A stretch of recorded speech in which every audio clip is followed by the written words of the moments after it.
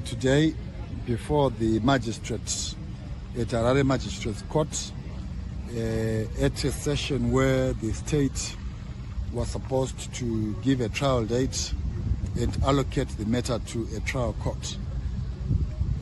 Initially, the state indicated that they needed one more postponement because the state has now decided to rope in HSTV.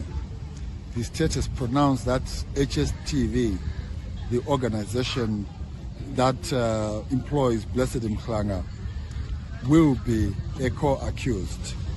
Charges are going to be leveled against this media house called HSTV in respect of the charges that Blessed is facing.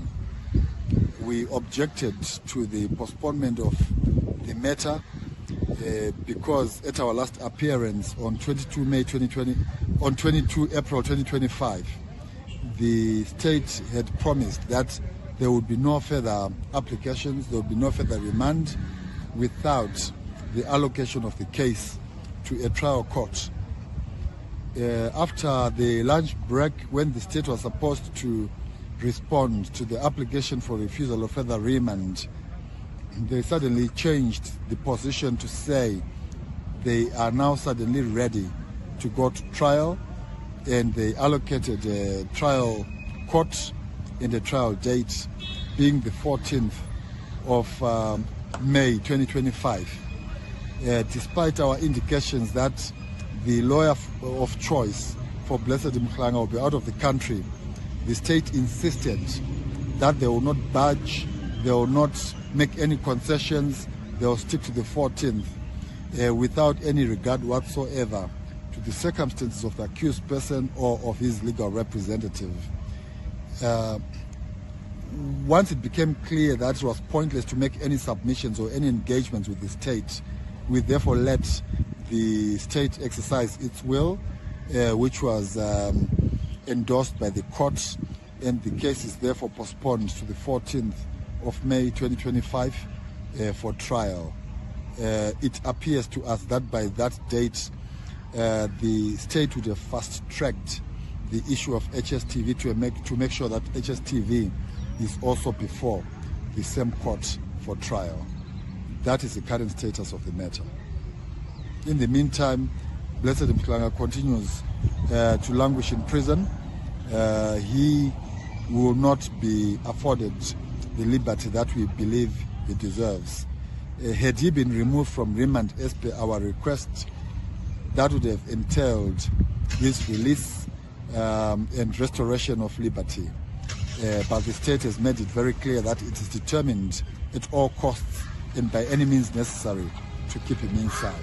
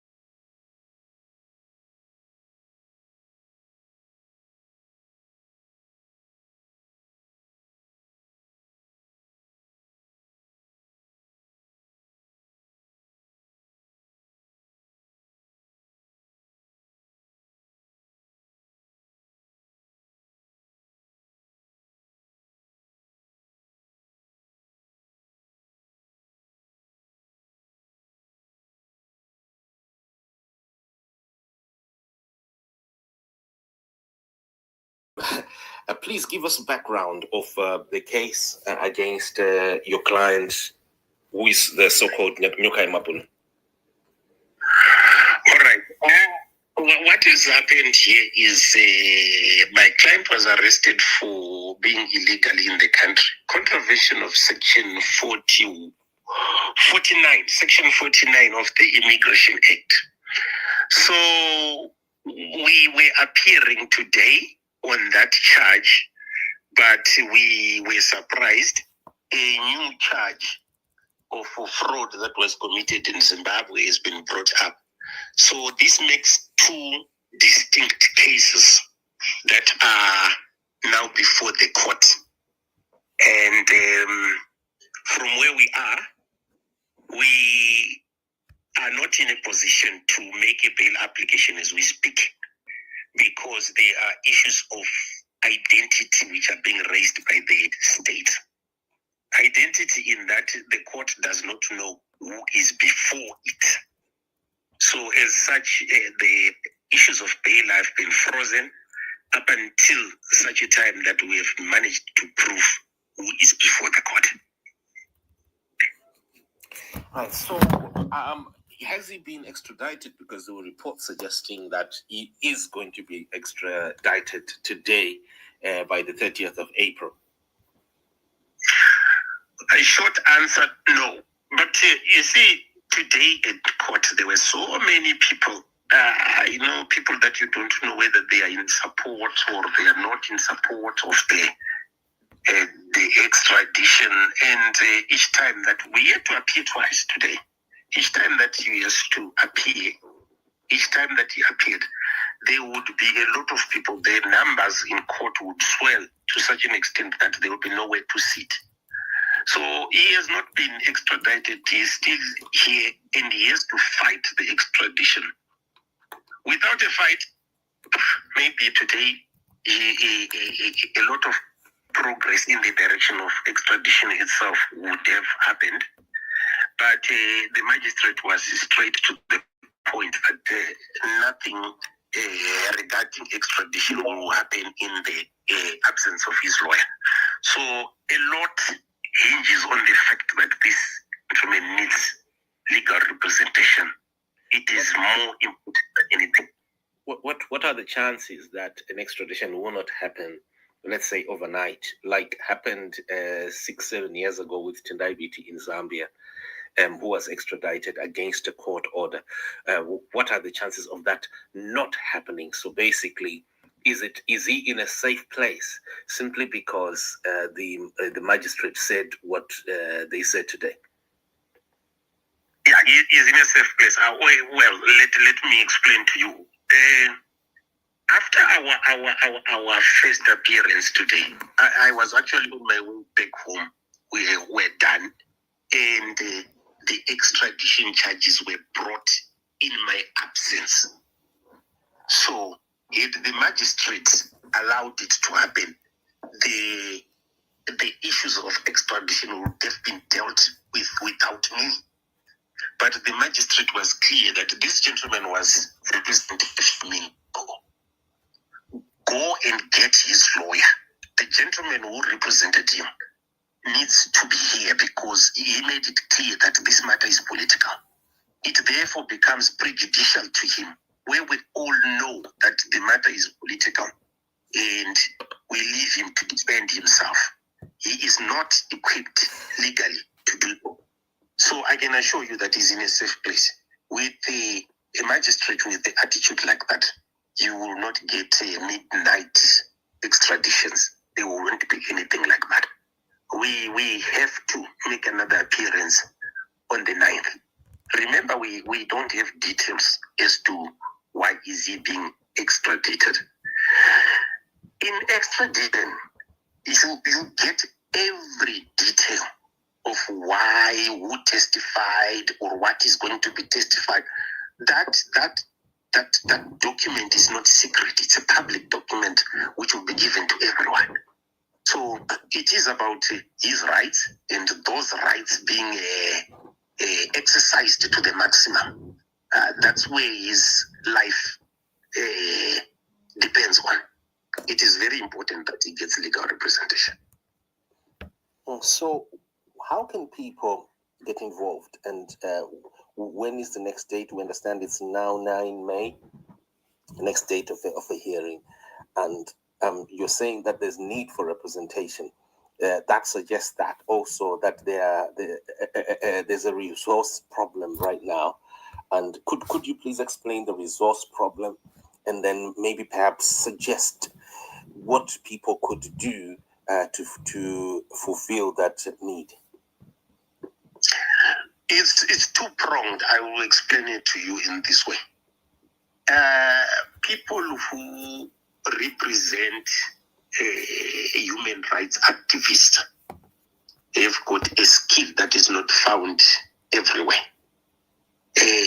Now, for these people to be in a correct position, they need to be paid. Now, as you can see, because we are in a lower court, things that could be achieved in a higher court cannot be exercised. Rights that you can exercise and exercise to the fullest, let's say in the high court, you cannot do so because I am not an advocate. That needs an advocate. So the issue of resources becomes very important. We are looking at a big figure.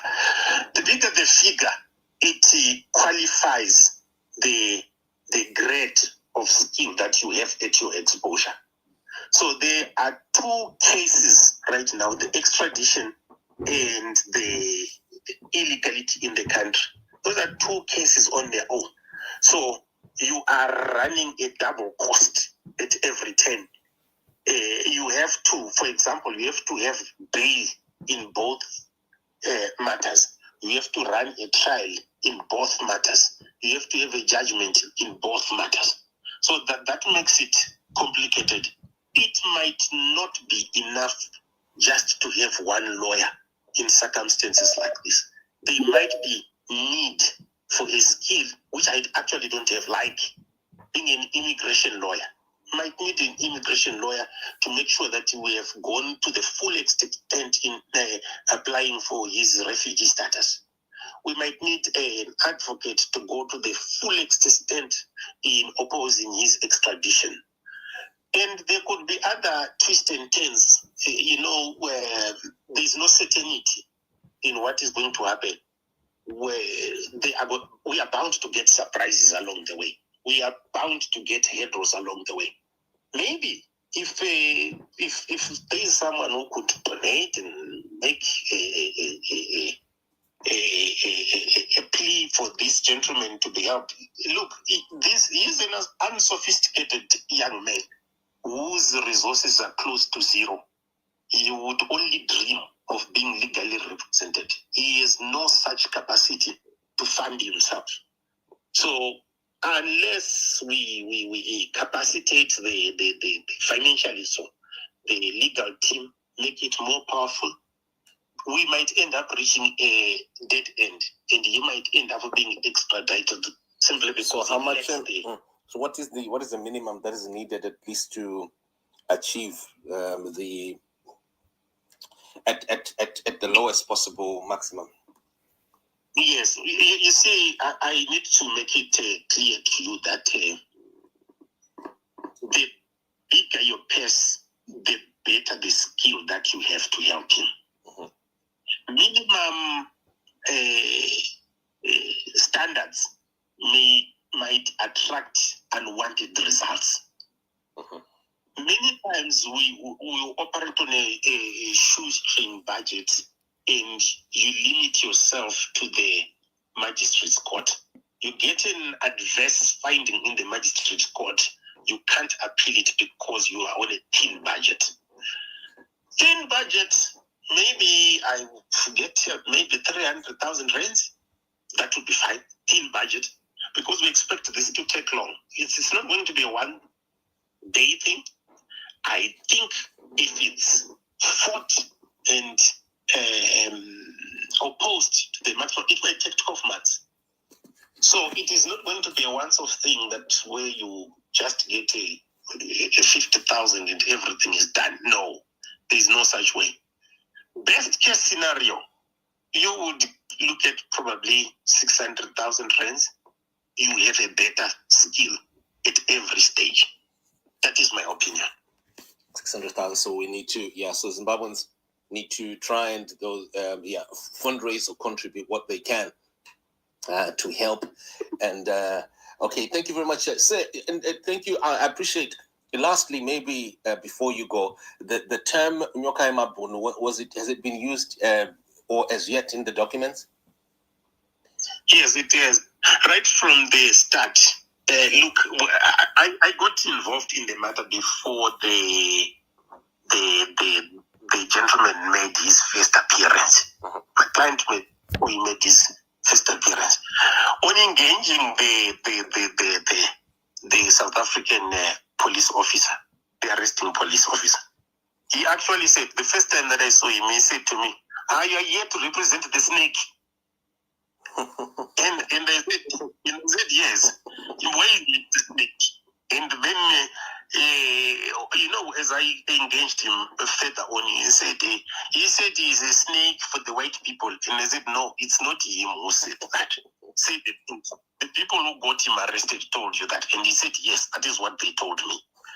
So the term has been used right from the police. And how does it feel, though, for you to discover now that, like myself, I'm now introducing to you that I am actually the original Nyokayemabhunu myself. So yeah, that becomes fun. In that you see, and never get of it. And I actually credited this gentleman for being inventive, being wise with words. But I was surprised that is there. You never thought, yeah. Well, thank you very much, Advocate. Much appreciated. Thanks, chap. Right. So quickly, that is my soundbite there from Masiwa's lawyer, okay, Machingura, and just bringing to you, obvious ministers, the live details of the case. I'm sorry that you were supposed to be updated in the morning, and I on cases like these I usually delay. Have you noticed many times when an activist like this one, I delay, and people should know why I delay, because I want to be on top of the situation. I don't want to be a rushed a rushing journalist who just rushes to just throw, so and so has been arrested. No. I want to get down to the bottom so that what I am reporting to people has got solutions. And when characters who work for Hubert Angel, like Pardon Gambakwe, come up with their blogging and their whatever online, I tend to just want to pull back and wait, and then so that people are informed rather than disinformed. Yeah, because people need to know that our community is suffering an ambush from individuals who are not there to publish news. They're actually there to publish propaganda. And I think you've noticed many times that this has been the case for a very long time, for decades. And the Nyokayemabhunu phenomenon, I needed to get everything that I can so that I know what exactly happened, where, how, and what is this.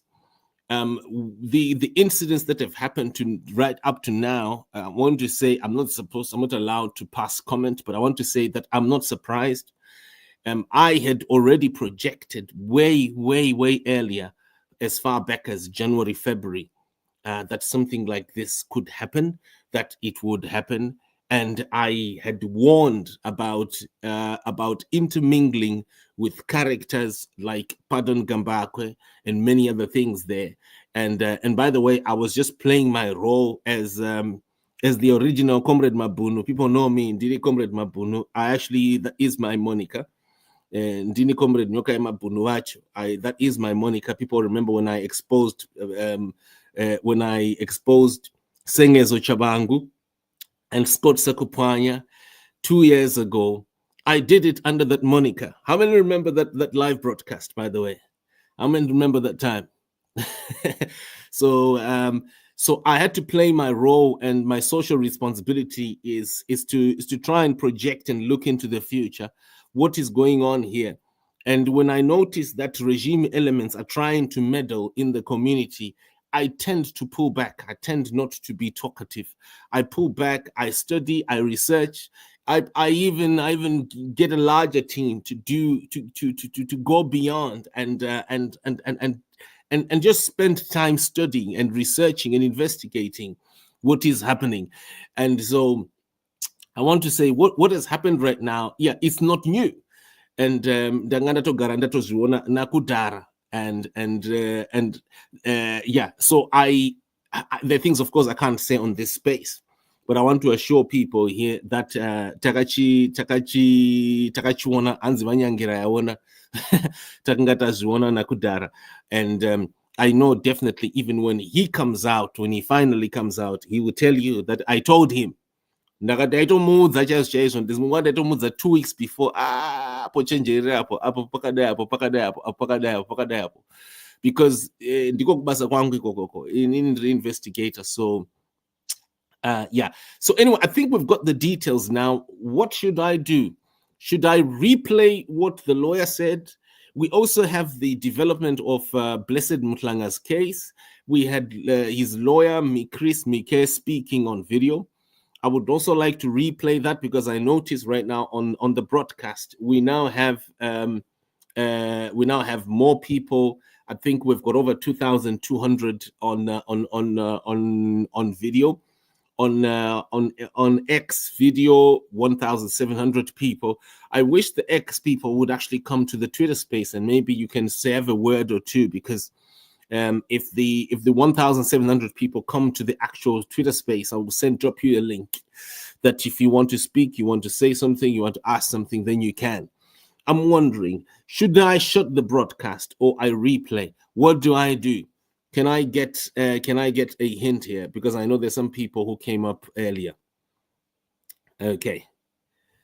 Right, Nosy saying, look, have you and Hulu running same time? No. We are news broadcast. So Zim-I runs 24/7.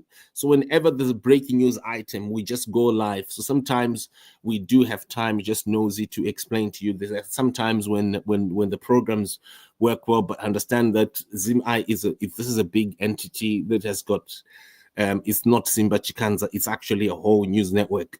And so that's what we do. So from time to time, there are times when schedules fit in and work well. But we've had to do this. We are actually 6 hours late to broadcast this development of the Blessed Mhlanga's case. This session is not for debate. It is for people to be informed on what exactly it is that has happened with the Nyokayemabhunu case. Nyokayemabhunu requires funding, the lawyer has just mentioned there. And I want to say that Zimbabweans, as I can tell you right now, is that if they manage to extradite Nyokayemabhunu, they want to use the young man's case to try and implicate the 94 protesters. They want to get the 94 protesters into trouble using Nyokayemabhunu to try and complete. So you notice that their charge sheet states so. And of course they don't know, or maybe they don't want to know, that Simba Chikanza is the real, is the Nyokayemabhunu wacho. Inini vanofanira kundikumbira kuti ndidzoke first. Ndini wacho na Nyokayemabhunu wacho. Right. But anyway, so basically the lawyer mentioned there that a fund is needed. People need to, if people could contribute something, something in the region of between 300 and 600,000 rands for a good legal team, so that his case is strong, it is sealed, and that he is safe. So what is being asked here is if people could donate, each person, if we could have a small group of people who could just donate $10 each. So if there could be just 3,000 people donating $10 each to save Nyokayemabhunu, because if he is deported, it can easily affect things back home. So just $10. How much is $10 in rands? $10 US in rands is 10 times 20. 10 times 20, what is that? 200 rands. Yeah, so 200 rands each. So if people could just donate that, put that together, we could actually have enough budget to help. There could be enough money to help the young man. So what this is what is needed. I urge Zimbabweans, I want to say authoritatively, be careful, stay away from Pardon Gambakwe. Your details will be channeled straight to Hubert Anjo. I am telling you, if you put any money through Pardon Gambakwe, there is a history of people being scammed, a lot of people being scammed, number one. There are people who lost tens of thousands, home seekers, to Pardon Gambakwe when he misled people claiming that he is developing properties in Kariba and the like. There's also a history of Pardon Gambakwe that he himself states that he is working for Hubert Anjo, the prophet, the so-called prophet, the ambassador, since 2023. So be very careful. If you're going to channel any money, you'd rather channel the money directly to the lawyers or directly to someone who is responsible. Put it together. Do not give Pardon Gambakwe a penny. If you give Pardon Gambakwe a penny, I will not be there to help you next time, especially when you get into trouble, because what you run a risk of here if you go through Gambakwe is that my details are going straight kuna Hubert Anjo. Imagine. Can you yeah, I can tell you that I've got here the details here so that you know. On my WhatsApp. Shall I show it on video? How do I do this? How do I show on video? How do I show people on video this?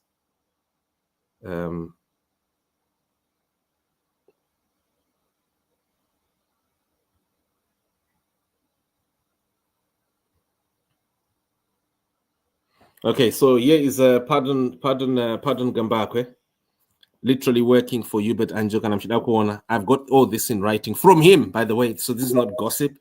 I'm just showing you here, doing they call it counterintelligence work and social media blogging for Hubert Anjo. So if you give Pardon Gambakwe $1, you run the risk of your details, your donations, everything going straight to Hubert Anjo, and you know who Hubert Anjo is. You know who that man is. You know who he works for, right? So I've got here, if people can see, how do I put this on video? How do I put this on video? I'm wondering, how can I do this? I'm going to try and get, let me get my light. My apologies. Okay, so while we are on video, what I'm going to do quickly is to we're on video. Okay, so I'm going to show people here. Can people see on video? So this is Pardon Gambakwe from May 2023. Can you see who he's working for? Oh my God, the light is not good, right? How do I make this work? How do I make this work? Let me dim it, maybe. Yeah, if I dim it, maybe that's better, right? So here, as you can see, Pardon Gambakwe here. I'll post so that people can see it I'll post it as a video, so you actually see Mgomana Adnoshandira Hubert Anjo live and direct. Kwete andisukutara gossip panapa. Ndikuda kutokuratidzai kuti from 2023. So many times when you see him saying something that is misleading, that will actually be a lot of that is will have been ordered. It would have been commanded so that it misleads people. So when for instance the activist, I warned him and I told him, be very careful. Do not do anything. Pardon Gambakwe. I've noticed Gambakwe has announced briefly that he wants to collect money for you and for activists. And I told him, and that I heard that Gambakwe saying on video that he's going to be representing you and other activists. Do not get involved. And Pardon Gambakwe was also edging. Munu, who was edging, he was edging and itching to try and connect Nyokayemabhunu with Blessed Geza, so that Blessed Geza can be in trouble. so that the people of Zimbabwe can be in trouble. He actually was at the forefront of doing that. Geza does not have a spokesman. Hear me, Zimbabwe. Geza does not have a spokesman. Geza does not need a spokesman. Nyokayemabhunu has never been a spokesman for Geza. I have never at any time heard Geza mentioning Nyokayemabhunu at all. In all my interviews that I've had with the war veteran and with his group of war veterans, there's no one called Nyokayemabhunu at any time. But this Pardon Gambakwe character was trying to implicate Blessed Geza through Nyokayemabhunu just to twist the context so that it's not just Geza who would get into trouble, it's the people of Zimbabwe who would get into trouble, or who would get smeared, or who would just get narratives created around them. So Pardon Gambakwe was behind that. What do? I'm wondering, because I'm on Twitter Space. Because I really need people to see this.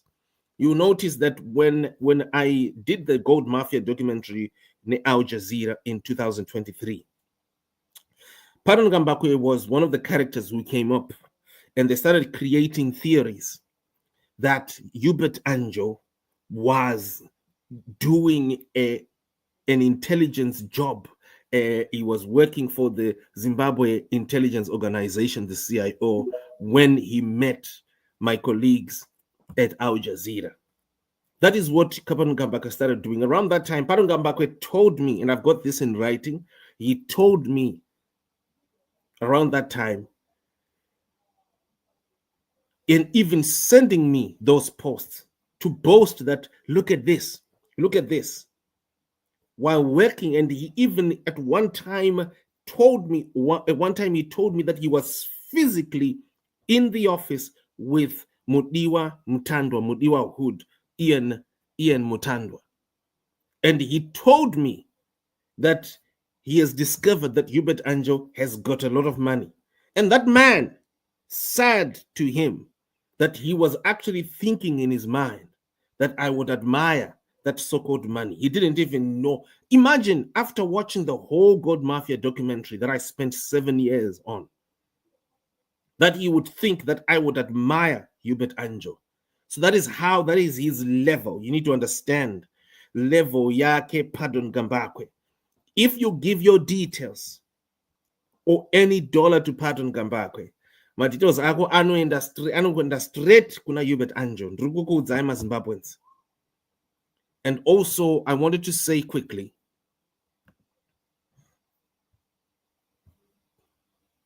that Pardon Gambakwe has got another scam of Kariba stands that he took tens of thousands from Zimbabweans in the diaspora, some in UK, some in Namibia. He was claiming that he is using money. You can see these interviews from 2022, 2023. They're all over. The V11s are out there. I can post the links here. Zimbabweans, Pardon Gambakwe, he scammed Zimbabweans who were looking for who were looking for properties. And he has not refunded a penny. Lastly, there's a third character called Tinashe Jonasi that he works with. Tinashe Jonasi has scammed a lot of people. I've got here a document. I'm hoping people on Spaces, Dara Murkundinzo, I hope you can hear me. My connection seems to be complaining here. Tinashe Jonasi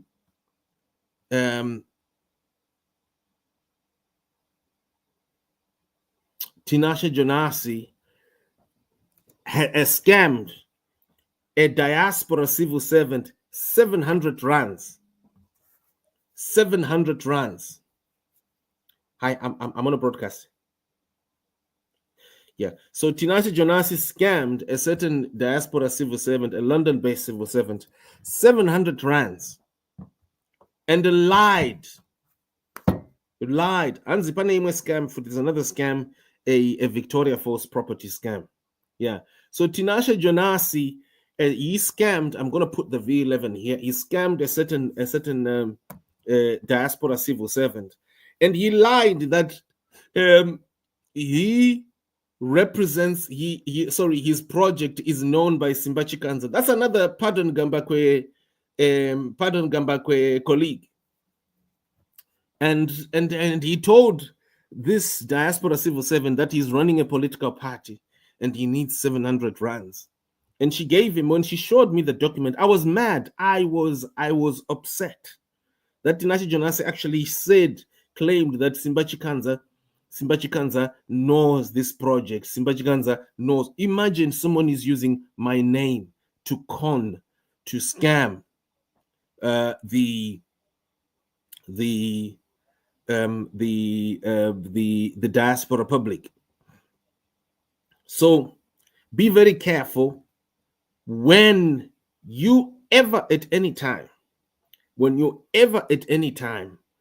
are asked to put $1 through Gambakwe, you are risking it. If you're going to donate to Nyokayemabhunu, you have to do it through people who are trustworthy, or pay directly to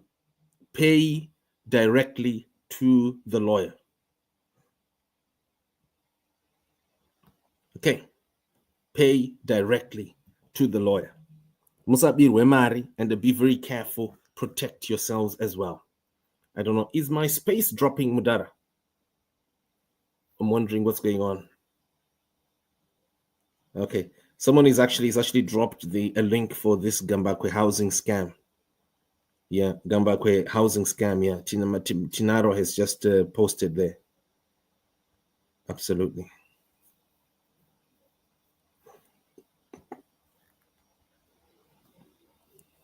So so be very careful. But if you're going to donate, ESI Maria straight to the lawyer, okay, or to a trusted source, and the money that is needed here, Zimbabweans, is 10 US. If you could just put in $10 US, which is 200 rands, to help Nyokayemabhunu with his case, that would help to stop the abuse, because they want what these Mnangagwa rights want to do is to use the Nyokayemabhunu case to implicate the protesters, the demonstrators.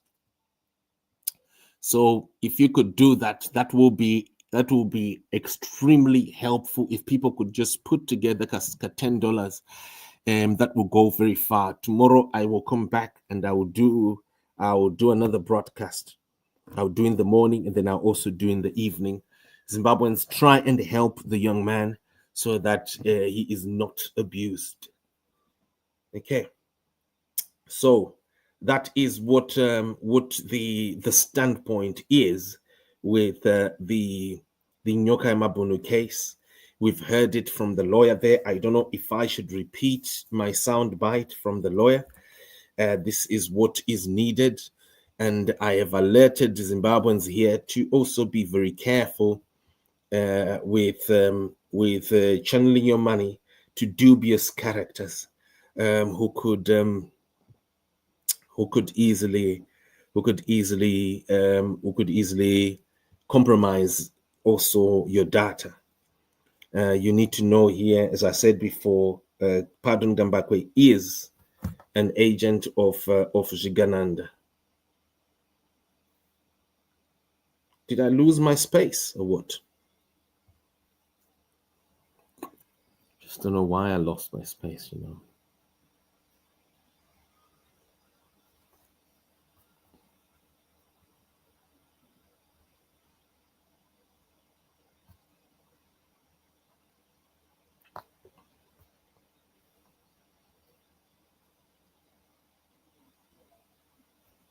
Okay, right. I need to quickly here.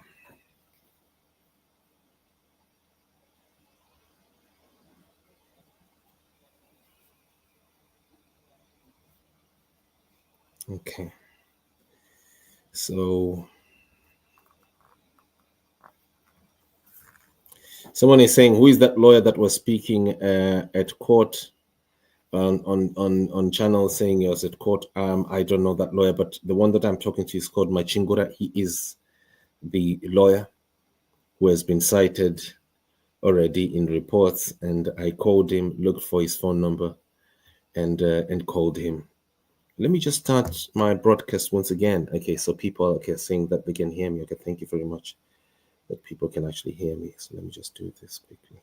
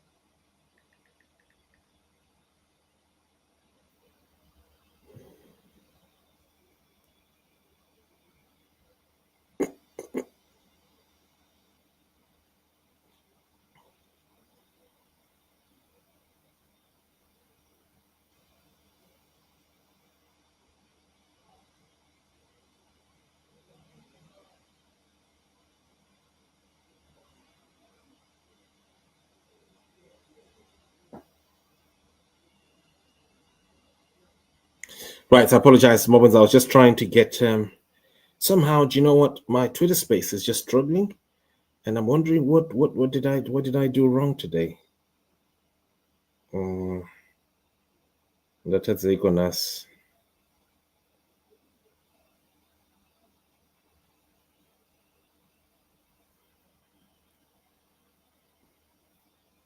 Right. Okay.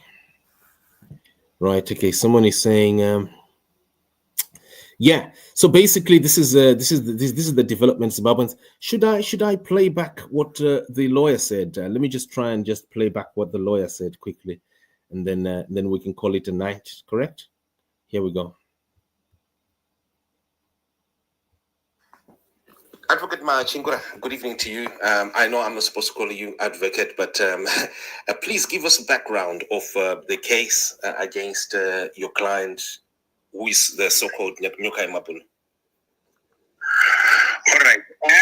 What has happened here is my client was arrested for being illegally in the country, contravention of Section 49, Section 49 of the Immigration Act. So we were appearing today on that charge, but we were surprised. A new charge of fraud that was committed in Zimbabwe has been brought up. So this makes two distinct cases that are now before the court. And from where we are not in a position to make a bail application as we speak, because there are issues of identity which are being raised by the state. Identity in that the court does not know who is before it. So as such, the issues of bail have been frozen up until such a time that we have managed to prove who is before the court. Right. So has he been extradited? Because there were reports suggesting that he is going to be extradited today by the 30th of April.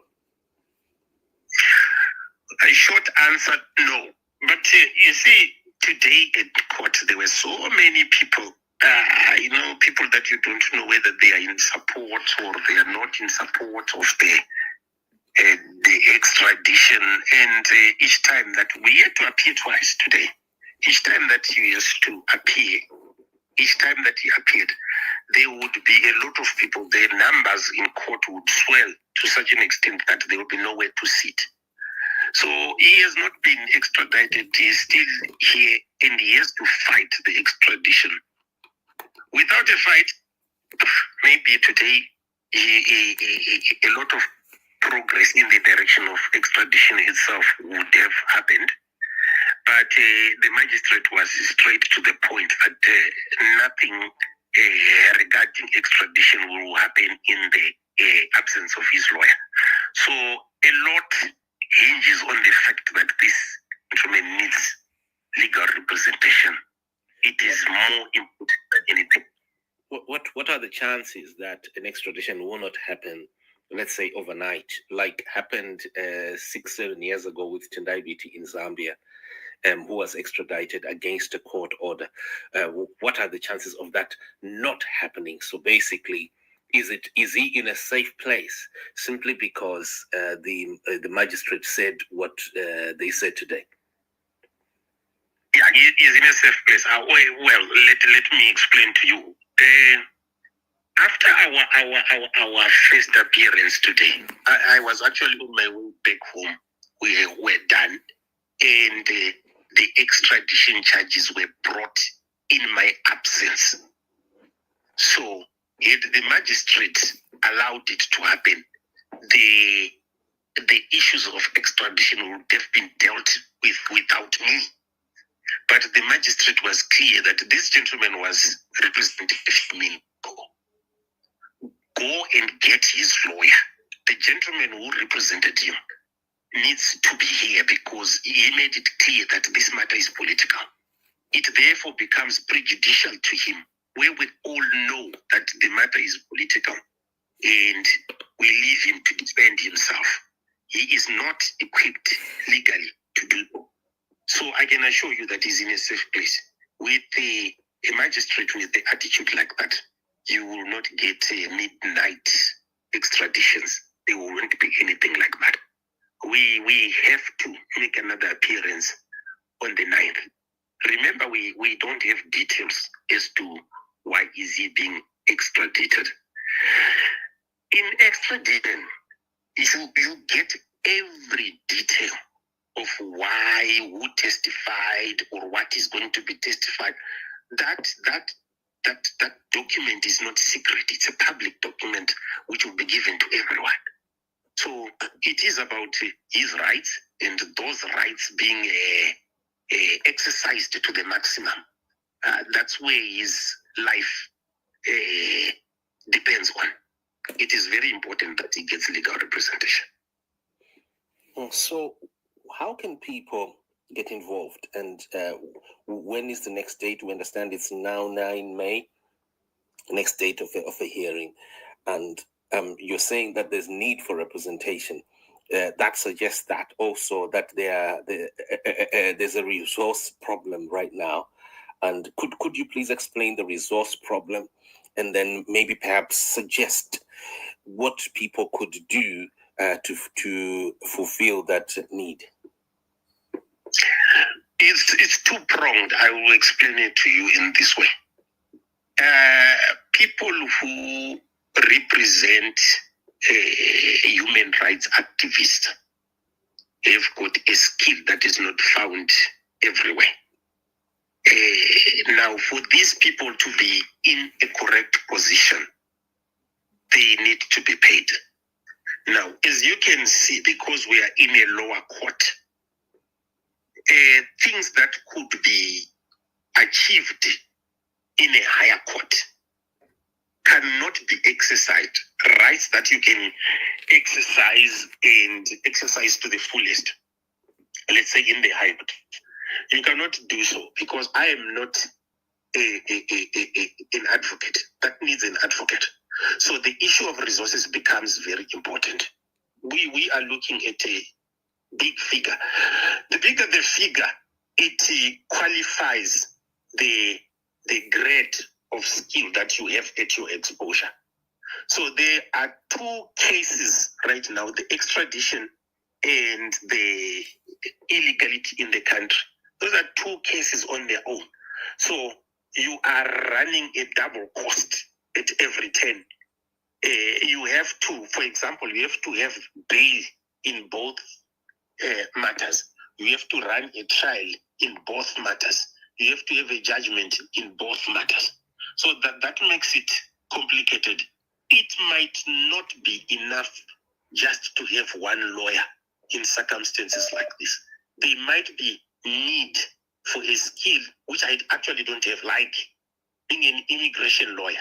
Might need an immigration lawyer to make sure that we have gone to the full extent in applying for his refugee status. We might need an advocate to go to the full extent in opposing his extradition. And there could be other twists and turns, where there's no certainty in what is going to happen. we are bound to get surprises along the way. We are bound to get hurdles along the way. Maybe if there is someone who could donate and make a plea for this gentleman to be helped. Look, he is an unsophisticated young man whose resources are close to zero. He would only dream of being legally represented. He has no such capacity to fund himself.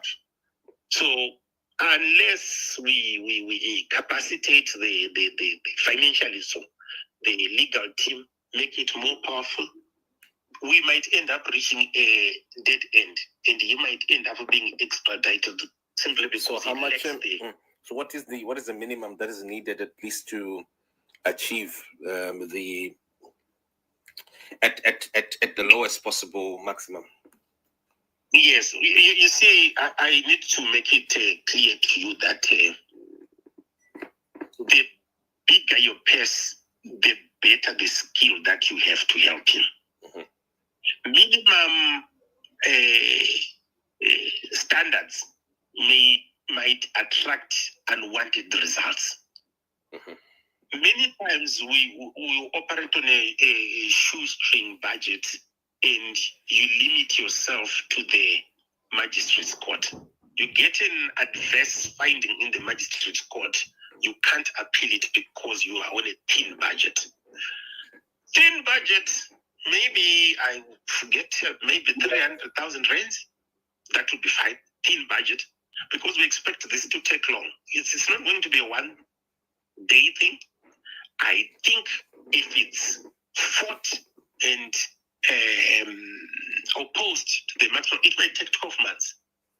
So it is not going to be a once-off thing that where you just get a 50,000 and everything is done. No, there is no such way.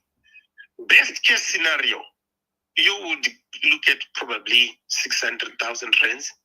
You have a better skill at every stage. That is my opinion. 600,000. So we need to, so Zimbabweans need to try and fundraise or contribute what they can to help.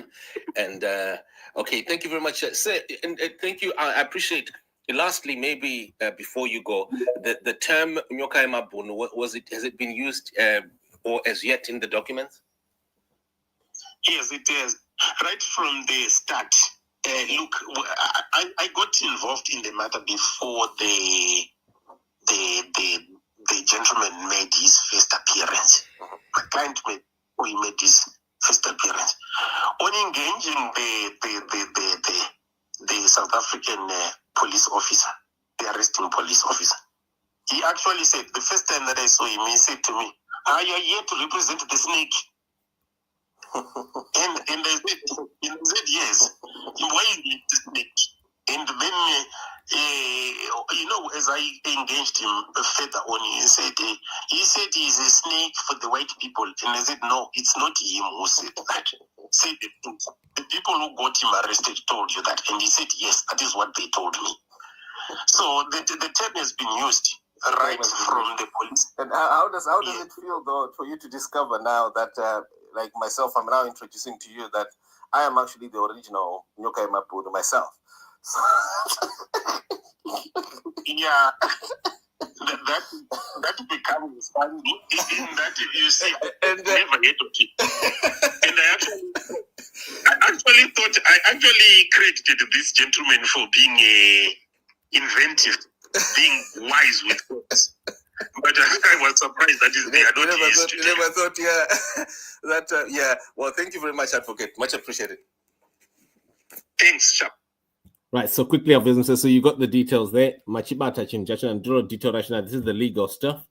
I don't know if I should replay also the lawyer for Blessed Mhlanga. It's a totally different case. This is just a news session. It's not for discussions. Well, we can also hold a few discussions here for people to talk. But the development with Blessed Mhlanga's case is that the state has now decided to take on AMH, the actual publisher. So I'm just going to quickly play it for 1 minute so people get to know what it is. Today, before the magistrates at Harare Magistrates Court, at a session where the state was supposed to give a trial date and allocate the matter to a trial court. Initially, the state indicated that they needed one more postponement because the state has now decided to rope in HSTV. The state has pronounced that HSTV, the organization that employs Blessed Mhlanga, will be a co-accused. Charges are going to be leveled against this media house called HSTV in respect of the charges that Blessed is facing. We objected to the postponement of the matter because at our last appearance on 22 April 2025, the state had promised that there would be no further applications, there would be no further remand without the allocation of the case to a trial court. After the lunch break, when the state was supposed to respond to the application for refusal of further remand, they suddenly changed the position to say they are now suddenly ready to go to trial, and they allocated a trial court and a trial date being the 14th of May 2025. Despite our indications that the lawyer of choice for Blessed Mhlanga will be out of the country, the state insisted that they will not budge, they will not make any concessions, they will stick to the 14th without any regard whatsoever to the circumstances of the accused person or of his legal representative. Once it became clear that it was pointless to make any submissions or any engagements with the state, we therefore let the state exercise its will, which was endorsed by the court, and the case is therefore postponed to the 14th of May 2025 for trial. It appears to us that by that date, the state would have fast-tracked the issue of HSTV to make sure that HSTV is also before the same court for trial. That is the current status of the matter. In the meantime, Blessed Mhlanga continues to languish in prison. He will not be afforded the liberty that we believe he deserves. Had he been removed from remand as per our request, that would have entailed his release and restoration of liberty. But the state has made it very clear that it is determined at all costs and by any means necessary to keep him inside.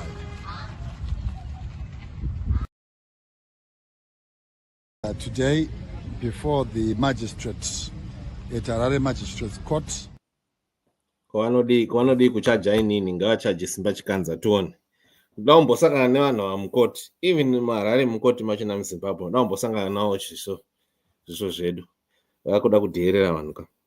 Anyway, quickly, Obviously says, here we go. We're just going to give you an opportunity to say something. We're going to give you a link here to speak. We've got people on Twitter Space, Mudara, Dobbs, and Signoro.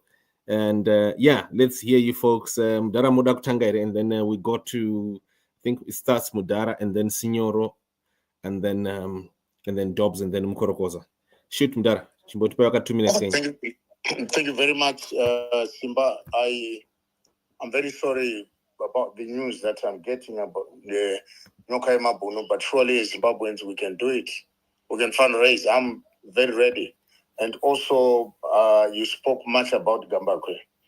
Gambakwe mu PF akakwana fully, and people should be aware, and people should be very, very careful because no arikutengesa muve mutuno torwa mu Zimbabwe, and the article shipa in different countries. I don't want to say much, but inbox or when we meet Simba ndichakutaurira zvakaitika pa SADC summit, I will tell you face to face, and then you can then say it to summit yeku Botswana, yeku Zambia. Zvese yeku Botswana, yeku Zambia, kwese indina ndiri chair. So ndiri chair kudaro ndakatambwa imwe naiye naBishop Nyamakanga vaiuya kwangu huku. Anyway, I'll tell you more. But pakazoti pabuda mari zvinhu zvakaita upside down, but we leave it for now. Ngatiitei fundraising for this young man. Muka opener anyway. We are very willing to fund. We are very willing to fund all the way through. Ngatiregere kuti mwana aitwe extradite from South Africa to Zimbabwe. Let's defend it. Let's come in full force. Even to get 100 US, we can afford that. 50 US, we can afford. 20, we can afford. But nothing we take first. Zimbabweans do not taura a lot of passion about liberating your Zimbabwe economically as well as my human rights. Here we are, tiny testy case. Let's see our mentor. Let's see what we are made of. Let's see how we can help. A real case. Yemkomanari innocent anga achida kuti vanhu vasununguke. We don't need to be pushed kuti tiite zvokuita. I think tinogona kutouya tine surplus. The figures that are being thrown around are very small figures in terms of South African rands. Ngati contribute. Ini for one, I'm very willing. Mugati Mangwana, I'm very willing. Thank you. Thank you very much, Dar. Let's move to Dobbs. Sorry, is it Dobbs? Is it Dobbs or Signor? Signor, sorry. Is it Dobbs or Signor? Sorry?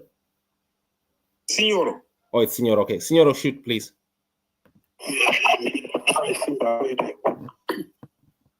Hi, Signor. Yeah. So, Michael missed a lot hearing about Nyokayemabhunu. He's been arrested. Yes. He was arrested. He's actually been... Yeah. Go ahead, yeah. Okay, go ahead. No, go ahead, please.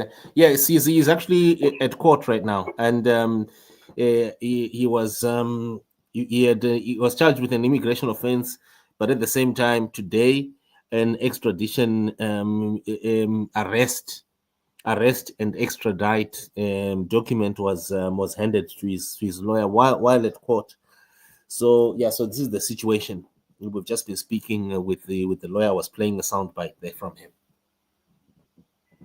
Okay, so what is the immigration charge? Right. Okay. You're going to have to listen. You're going to have to listen again. I'm a little bit tired. I can't recite. Immigration charge. Yanga iri yekuti akawanikwa asina documentation, proper documentation. Then ZANU-PF yazounza a case yake iri related to some fraud. But Zimbabwe and South Africa have an extradition treaty anyway.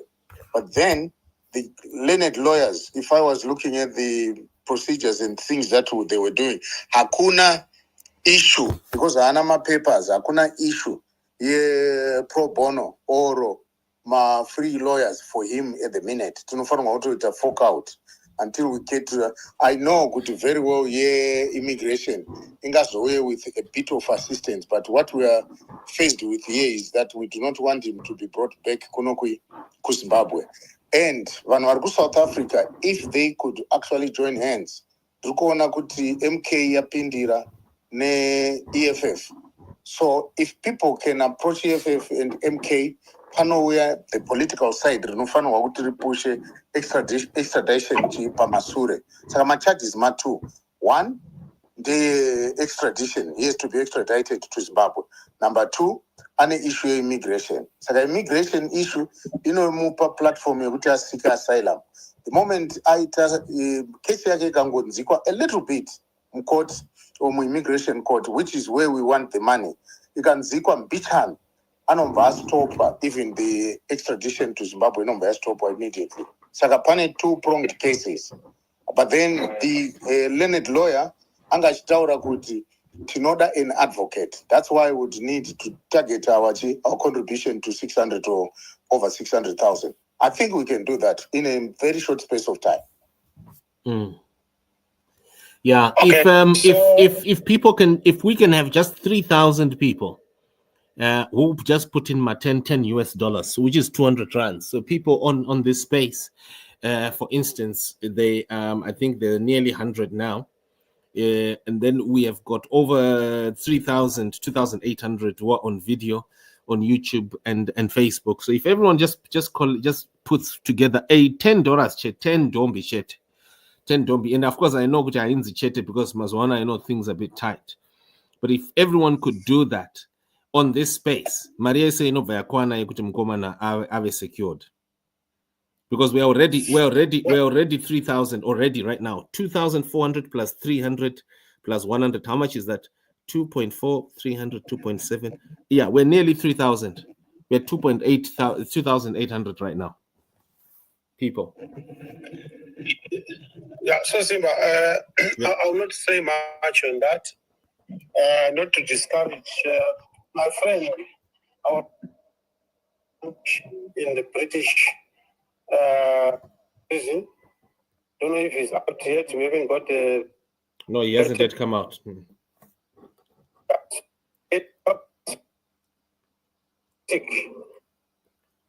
The first time I able to predict the future. The president has been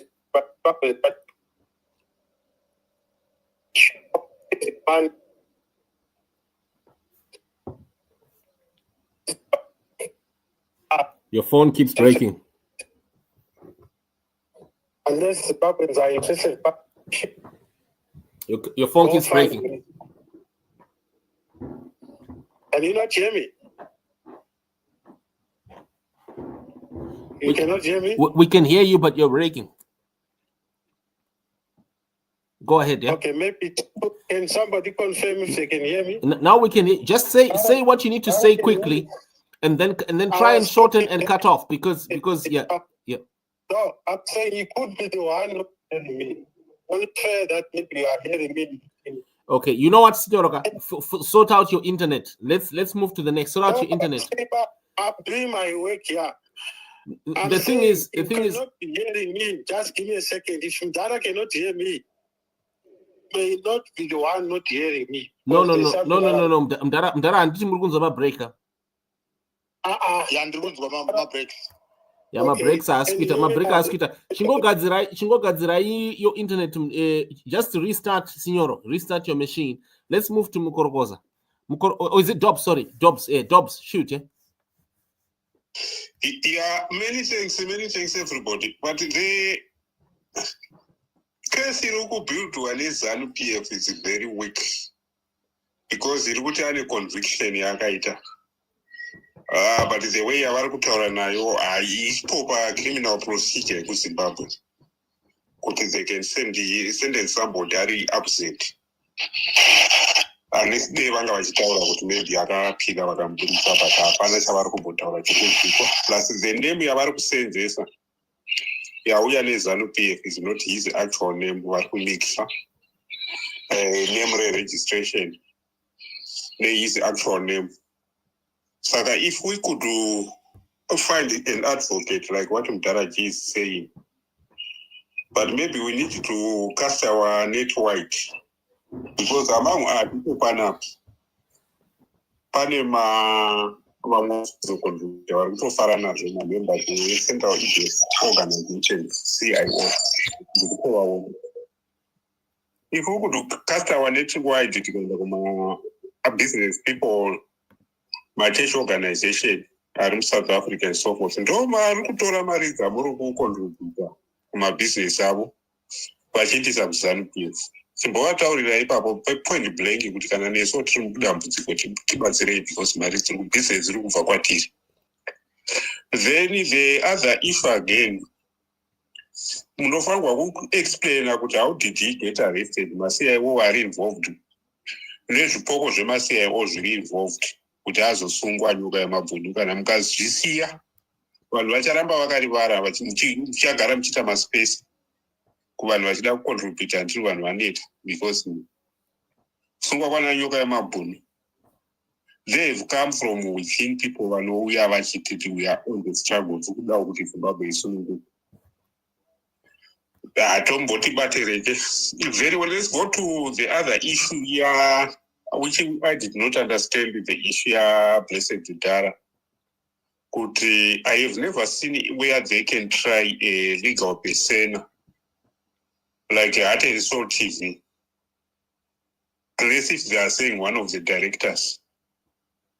So if it goes to the one of the directors, I would love to see Mhlanga in court because it's the son-in-law of the Guru. Mm-hmm. What I can say on a doctrine vicarious liability that was supposed to have applied first. Blessed Mhlanga anga asingafanirwi kuti asungwe ari iye. The company Heart and Soul Television is vicariously liable for the wrongful acts committed by its employees during the course of their employment. And this is now what the country is coming up with. I think this is how weak the case is, and this is how it's going to be weakened for Blessed. Because you cannot say good, because a company is a juris persona. It is. Yeah, I agree. Yeah. It's kwanza kusuiwa and to sue itself. Then the same thing, if vicarious liability, it takes everything from Blessed Mhlanga to the company. And the company, therefore, should be the one answering for the charges. I don't know what, it's just a pity because everything is political. So, Mdaraji, that vicarious responsibility applies in civil cases. Applies in civil cases. This is a criminal case. How are we going to sue an artificial persona? To arrest and sentence an artificial persona? So you need, I don't understand it. I don't get it. People forget the cases become even weaker because are not responsible unless they want to lift the corporate veil and look at who is behind. That's when they can pick up my directors. But there is a veil. The corporate is no fun to cover every person in that because a properly structured company. So you are not going only to the chairperson, but you are going to shareholders as well. So it's going to be very, very difficult how they are going to administer all this. It's a first. I've never had any case like this in this case because number one, what they are charging Blessed with or Darabi is criminal. Yes. And I do think that criminal charge is the one that they will then charge now HSTV. It has nothing to do with civil court. Yes. It has nothing to do with civil proceedings. But what you are also saying is quite going to be intriguing. Kuti vanofane wakuunza mulotwa. Vanofane wakuunza mulotwa as well as Nuve. Waona sangapanya. But yeah, it's quite interesting. I want to make it. Kuda twista kwanda kuita chinhu kuti akushandi. So all the cases are weaker, but then in terms of Nyokayemabhunu, maybe because there's somebody who is in a foreign land and it depends on the foreign lawyers or of legal experts. That funding is necessary. And it's not something which we cannot talk about. It's something which we should then start doing as soon as the close goes to say how best can we organize it and approach all other organizations which I have mentioned, so that we just push it and end up there. And maybe on the next step space, you might then have to share how you get where he is, because it's Zimbabweans who were involved for him to have those charges. We know the ZANU-PF thing of trying to cook that he have committed an offense in Zimbabwe, something which was cooked. That is why they used the wrong name. But the way how he ended up being at the police station, there were several Zimbabweans who were involved. We need all of them mentioned, so that those who are in South Africa would have to be careful You've done my I know them. Simba ari kumenshena Pardon Gambakwe. Pardon Gambakwe akaenda kunoona Nyokayemabhunu where he is being held. Saka zvekutaura Simba ka ari kuti ngatikurumidzei ZANU-PF isati yasvika. ZANU-PF ndiGambakwe. Saka tine dambudziko rekuti Gambakwe, and I'm so grateful, Simba, for your investigative journalism. It's actually coming up every time on point. Ngatikurumidzei tibhite ZANU. Saka ngatiti tikaita space mangwana Thursday tobva taraiza the money iri kudiwa iyoyo tobva taona kuti taraiza mari in a way iri settled. Ngatitei fast because my fear ndeyekuti Gambakwe akapindira. Gambakwe went from Cape Town, he flew all the way to Joburg, and whatever way he is, he was announcing in public kuti aenda kunoona Nyokayemabhunu. Yeah, many things from that. It's not only Gambakwe who is involved. Gambakwe akatozoenda aveko, but kune vamwe vakatomuseta up kuti aende ikoko. Kutoita try to identify the name and what else. Proper setup, because ZANU-PF did not know who was actually Nyokayemabhunu. We know that up to now avatombozika kuti Nyokayemabhunu ndini. Not easy. Not his real name. Ina asitomboziva kuti ndini wacho ngandishedze inini ndirakuwapedzera indabva wapedzera vanhu vaya wapinda nawo mukoti. We cannot the information if our space yakadai whether zvida kubva kuna host and so forth because we'll be violating the space or maybe the name somebody's brand ndogumira panapa inde kumukorongoza ndatete. Thank you very much. Thank you very much. Okay. How are you, Simba? Mushe muri sese mukorokoza. Andri bosa mwina. Mati nongera matombo mangani nasi. Gati one day. Ndinongodawo hani otusa. Na Elon Musk baba acho nakutobosta kutoti ndakafanda mwana wangu nematombo ekuZimbabwe. From an unregistered mine, kusvikira atoita the richest man in the world. From matombo edu, asi kana acknowledgement. Matombo enyera matombo Mhlanga kwa. Aiwa, matombo edu isise kuZimbabwe. Iye Elon iye. Mon.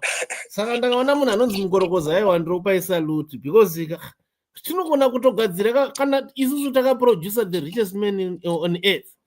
Saka chinotitadzisa kugadzira vamwe ndichi ikozo ratino ngatichiproducer ivanhu vatema veganda dema. Anyway, let's hear your views. This is Simba.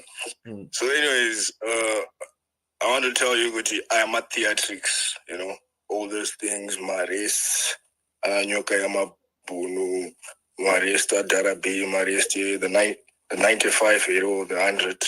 Those are theatrics, right? Those are side shows just to take your mind away from the main goal. Because this is a political chessboard. When we throw a bishop on the other end, then you focus on that end while something else is pushing through, right? And in this case, resolution 1 is being pushed through in parliament. So if you have already lost the game, you are push a resolution 1. You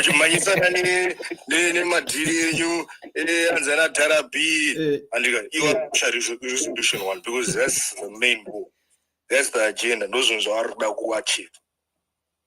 So there's any option. Guys,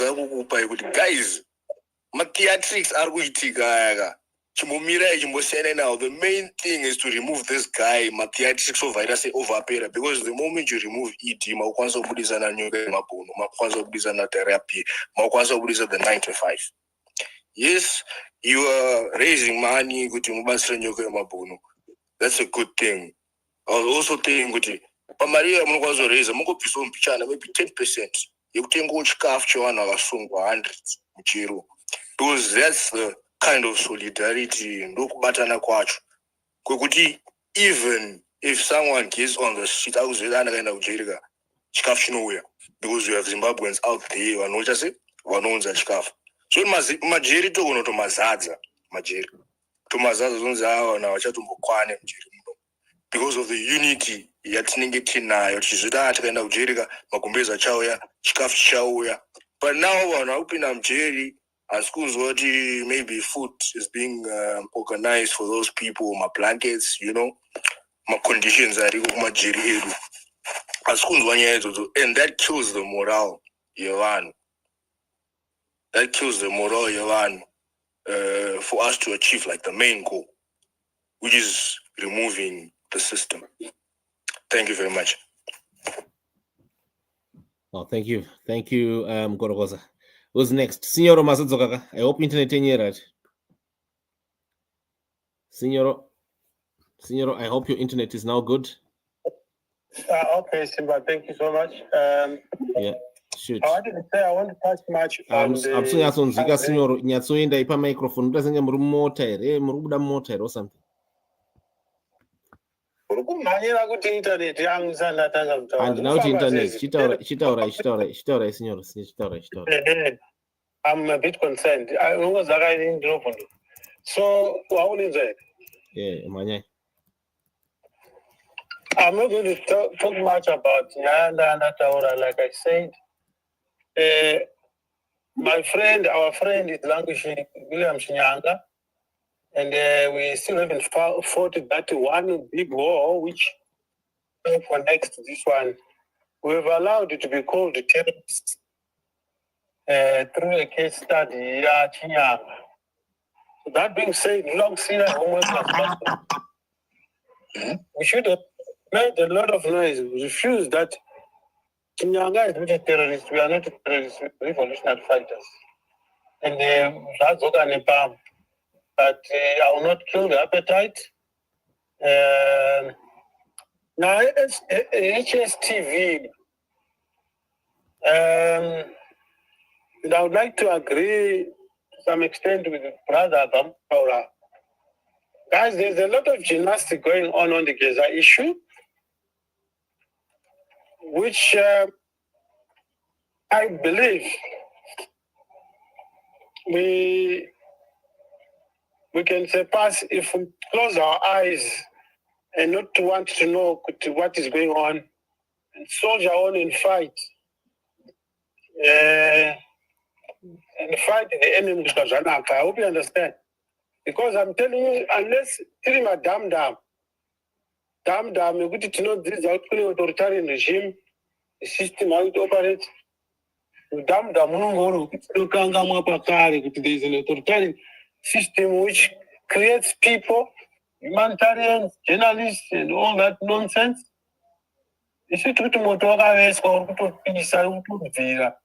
That fire should be not lighted twice. It was lit by Geza. Geza Mkaka Fanas. Wish him well. We need to be thinking ahead now. But not when we expecting all to come in the what? So that one we need to be very clear. I'm always asking myself, what is it that you are waiting, expecting that to do? Anything in a struggle can happen. If I'm soldier, come by way in the revolution strategy. I'm sure we are far from understanding that it's not about an individual; it's a collective. Now, HSTV,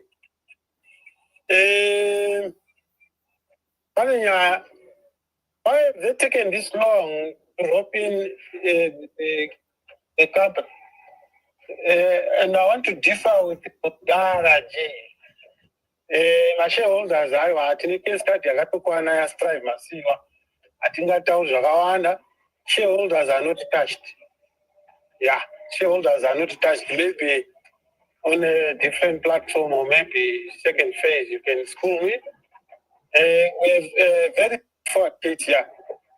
This is the dissemination of information which is controlled by the writer and the editor. And I beg to be corrected if I'm wrong. I should get myself Yes, the chairman. Yes, the chairman. And one day, Mhlanga. I wish I talk about it. There are people who don't even know what we're talking about. And Simba, you guys, you have a pivotal role. Don't make assumptions. Assumptions are not only deceiving, they can destroy those myths. How you may assume that everybody knows what's going on. That's how we will see what I was doing with Nyokayemabhunu. So some people don't even know we are talking of a company that belongs to Mhlanga, but through his son-in-law, Locha. We are talking Locha. Some people say, yeah, people are actor, we have Locha. Locha and them is the company. But in any banana, can they Trevor. In Trevor is a suspect, guys. I'm a free Zimbabwean, free thinker. I'm not accusing, I'm his politics. Don't forward this. I want to keep it. We need evidence. Let's go pay in a revolution. Hakuna evidence. Politics shares that you know. You don't leave any trail of evidence. You know, this here, right? We're talking politics here. Let's not legitimize this thing that we are coerced. We are charged with treasonous cases, which is nonsensical, which is cowardice. Starts up politics and then what runs in there. So it's a on lighter terms. If you want me to say I don't understand, if you don't want me to use a suspect, how can you have being arrested? For what? Who authorizes that attribute to go through? I mean, I'm not in the media fraternity, but because my experts. Does an article come out without the editor? What is the role of the editor?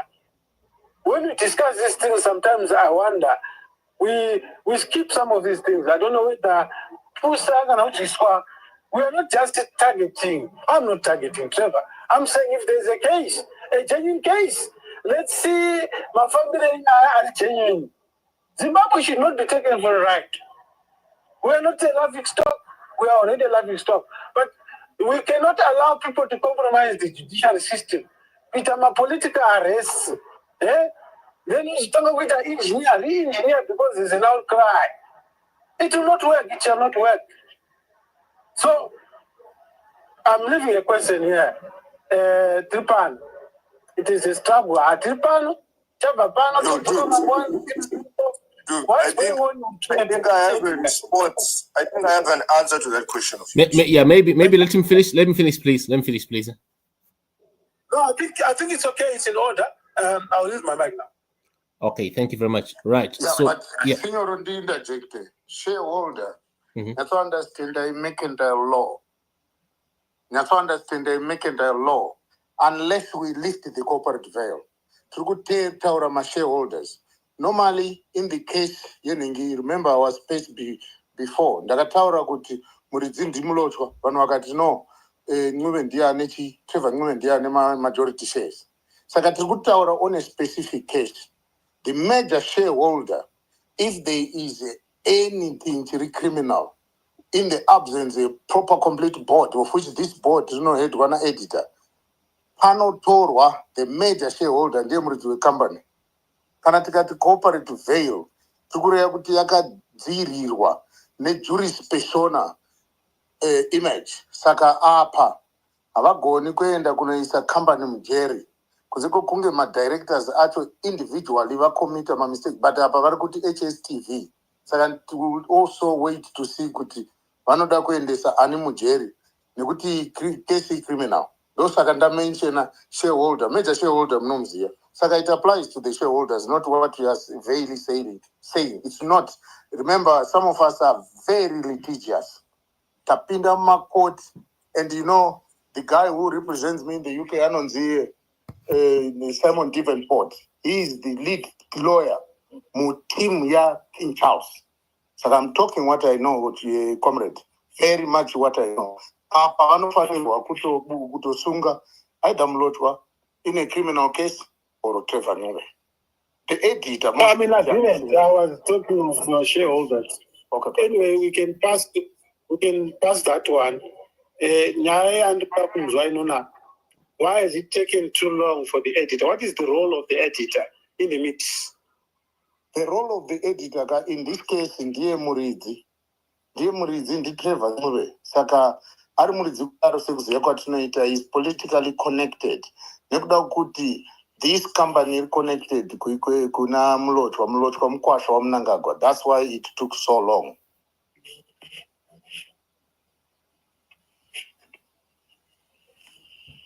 Fellows Zimbabweans, let's be sober here. Why are we not making noise on that? Because that is a very straightforward case, and I'll bring you up to speed. Do you agree with me that Trevor has made utterances that may maybe constitute an arrest? Are we aware that the utterances made by Trevor to interfere with witnesses on a case that is in a court, it's in itself problematic? Yeah, but there's no case against the blessed Mhlanga. So that the only way out is this route you have a Torah. You could ano acquitwa on the basis of HSTV because against co-accused one acquitwa, race one acquitwa because it became the same case. Sakavaenda in this merry-go-round, kutuvatari, sanitize, vatio, judiciary independent when it is not. Because, you know, this is leading to the acquittal of the blessed Mhlanga. If you look at it, I haven't perused the case or the paperwork, but hearing this guy, Mikaj Taura, I realized that even they've given a trial date, the trial court, blah, blah, it's coming out to Ngopera. That's all. Yeah, maybe someone will understand what I'm saying. Let's leave blessed aside. Let's scrutinize the judiciary. This is an opportunity. We have been making a lot of noise. Kept chat.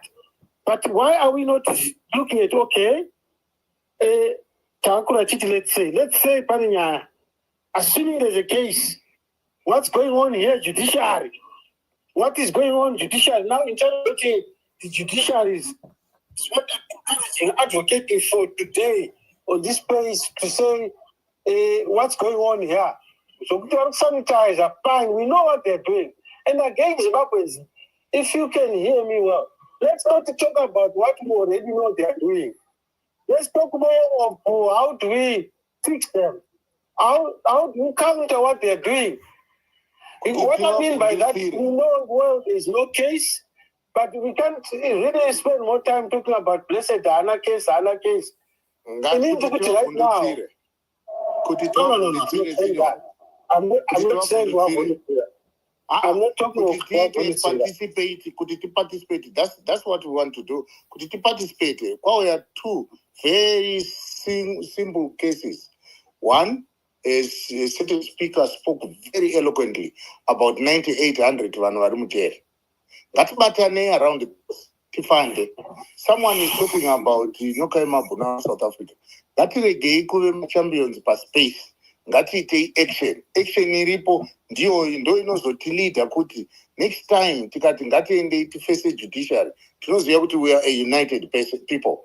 Ngatitangei naNyokayemabhunu if you want or 98 varipo ngatingoti mari yakati ngatiise mari yedu. Toratidza manje kuti now we are serious. Zimbabweans, we are actually contributing to the suffering of our fellow citizens. Ngatiite tijamuke mangwana kana kuswera mangwana tititane mari yakati. Is this still my president? Huh? Is this still my president? Oh, sorry. That is not my. It's not my cup of tea. Let's leave that. We have no capacity to raise the money. I said it again. Initiate judiciary. Right? Can't be chasing wind, dealing with samples when there's an opportunity to question judiciary.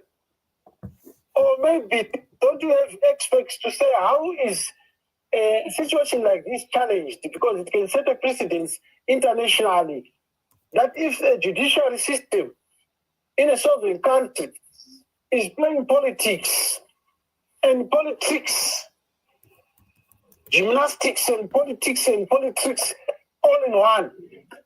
That to me, it will serve a purpose. Because what is on this place,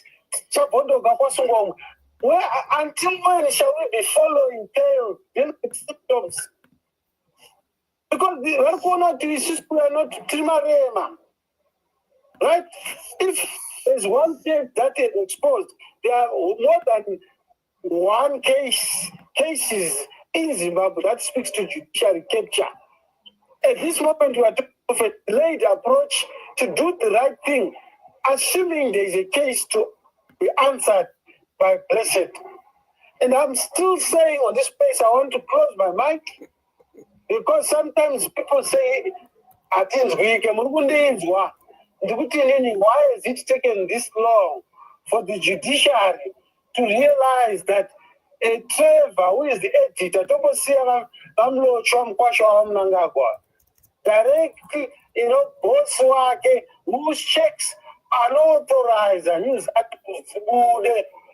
right? So that then becomes a case study. I cannot change the order of the space, but I'm looking for to think and be wise. Deal with our courts are playing politics. I use my mind for now.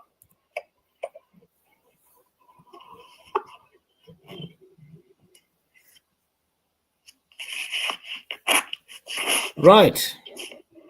Where are we? I think we have Bra Reggie, have you spoken? Bla Reggie. Bla Reggie. Okay, Bla Reggie, he seems to be off. Okay, Bla Reggie seems to have switched off. Well, what's happening, Zimbabweans, is that an activist called Nyokayemabhunu is in court and is facing extradition. He's also facing charges in South Africa. And we'll be speaking with the lawyer. So I've got a soundbite that I played tonight so people could hear the lawyer. It has been proposed that if people could donate and at least 600 or up to 600,000 rands are raised, it can help. Right. Blaregi, once you're here, say something. Or is it Mishek? Mishek Tonde, you haven't spoken, right? Mishek Tonde, you haven't spoken, right? Mishek? Okay, Mishek, you can unmute your microphone.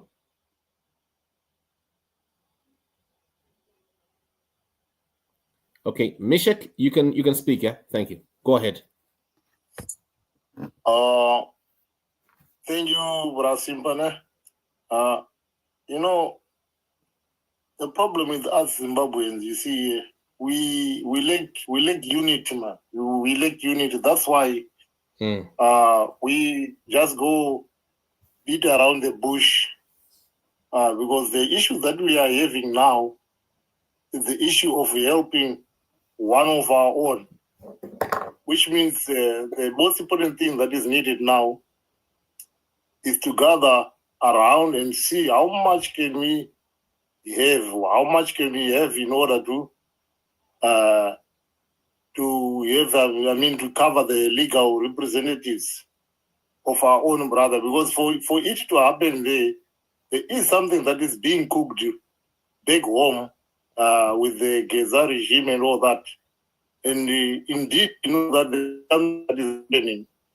But that's whatever is happening there, it will be for the benefit of each and every Zimbabwean. But we lack unity. We need to do away with this thing of lacking unity. Like, in as much as I'm here in South Africa, these people, they might have grievances politically. But when there's something that happens within their country, despite their differences in politics, but these people, to be honest with you, they come together regardless of EFF, DAE, even they come together, especially to go against the ruling party. If we can have that mentality, of oneness with one common cause, I believe that we can go far. Let's take away this mentality of saying, no, things must have somewhere to start on, because we need to, especially you guys, the journalists, I would kindly want you guys to mobilize us, man. We need much from you guys. We expect much from you too, so that you mobilize us, so that this regime which is there for us, for all the people who are around the world, they are not there because of they want to be there. If I can tell you what we are doing here, most of the people who are outside, they are professionals. That if we go back to our country there, I'm telling you, Zimbabwe will be a better country. But it needs unity. It needs people who can mentor us into that, which is, I expect that the journalism, you guys, you are the most people, you are the people who are supposed to usher us into that. But we need unity. Who is going to usher us into that unity? I expect it from you guys, so that we will see, indeed, we are heading somewhere. But we cannot head there if there is the driver, if there is no someone who is eager to help us to be into that scenario. So in this issue that we are facing now, we need to be together so that we have money. Because this guy is not there for him. He's there for a common goal, which is to liberate all the Zimbabweans.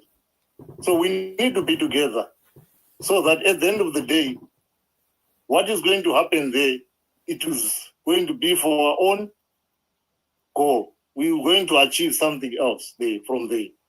So that's my piece of talk. Thanks, man. Can I come in there, Simba? Yes, go ahead, please. Again, guys, I'm a very serious critic. Guys, Kubatana is not cheap. It's not cheap like what we think. Unity is not cheap. It's not going to happen cheap. It's very difficult. So what am I saying? The trails of a revolution, it tells you that only a few people liberate the nation. I want to be very strict on this statement, unapologetic. Only a few individuals can do what Chaunga Chewani failed to do. And I'm provoking lawyers particularly. There's a precedent already. A man called Benjamin Mhlanga, whom I'm crazy about, encouraging everybody to just read a bit about him. He was not a lawyer, but it then maybe makes it easy for me. Lawyer, need a dedicated effort from an individual, one or two. Benjamin fought for African rights, but actually operated only under a union, right? But message young will be ukaona even in a family. Sometimes even like the situation maybe is even more complex because human tell out this revolution. So without even making it an issue, we don't have the instrument. Let's follow the rule of what happens in a revolution. Kana commander akairasa tomurundo neta tomurowane pfuti odona pasi. I'm saying not what I think. This is what people need to understand. Go and research. Or not my revolutionary mirror say because you can never agree because infiltration I know Tangira Zimbabwe. And it on a step of Kafa, they killed my brother Tongo Gara. He's not my brother, he's black brother. I'm not related, but I'm speaking as a revolutionary. Right? Here we are still fighting. Simba, I want to tell you something. In Indagangwaris are like that. Even we are talking of my lawyer, and I'm going to expose someone here, and I apologize that that's what the bad. There's a lawyer called Advocate Musa. Do you know him?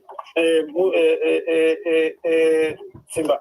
Do you know Advocate Musa? No, I don't. I ask that we don't name drop people who cannot defend themselves, please. Yeah. Wait until something that I'm saying positive. Thank you. Is made by fellow Zimbabweans, guys, wakataura something in Zulu Simba. Right? We'll go deeper spiritual on a different day. We are not a cheap nation. We are running the whole world. This is an advocate who has changed asylum laws. That you can apply for asylum. They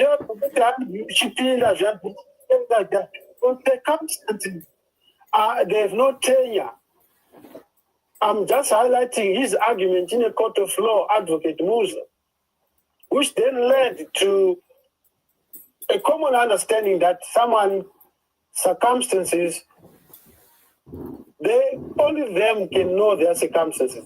In a situation where he represented someone who had a criminal offense after serving, supposed to be deported, but he stood for him. That my client has got a case. What case? He wants to apply asylum. And he was told, no, that's a joke. You can't. It's a smart way of trying to avoid deportation.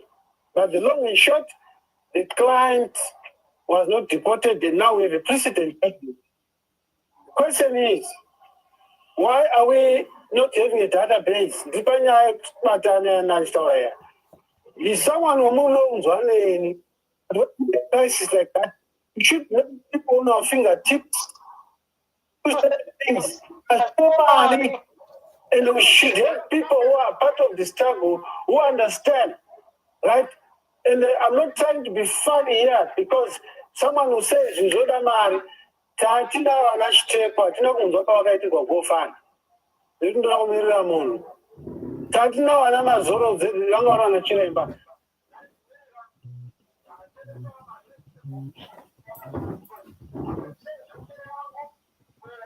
of how the revolution was fought,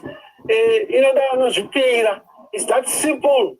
Where is that spirit of Zupira?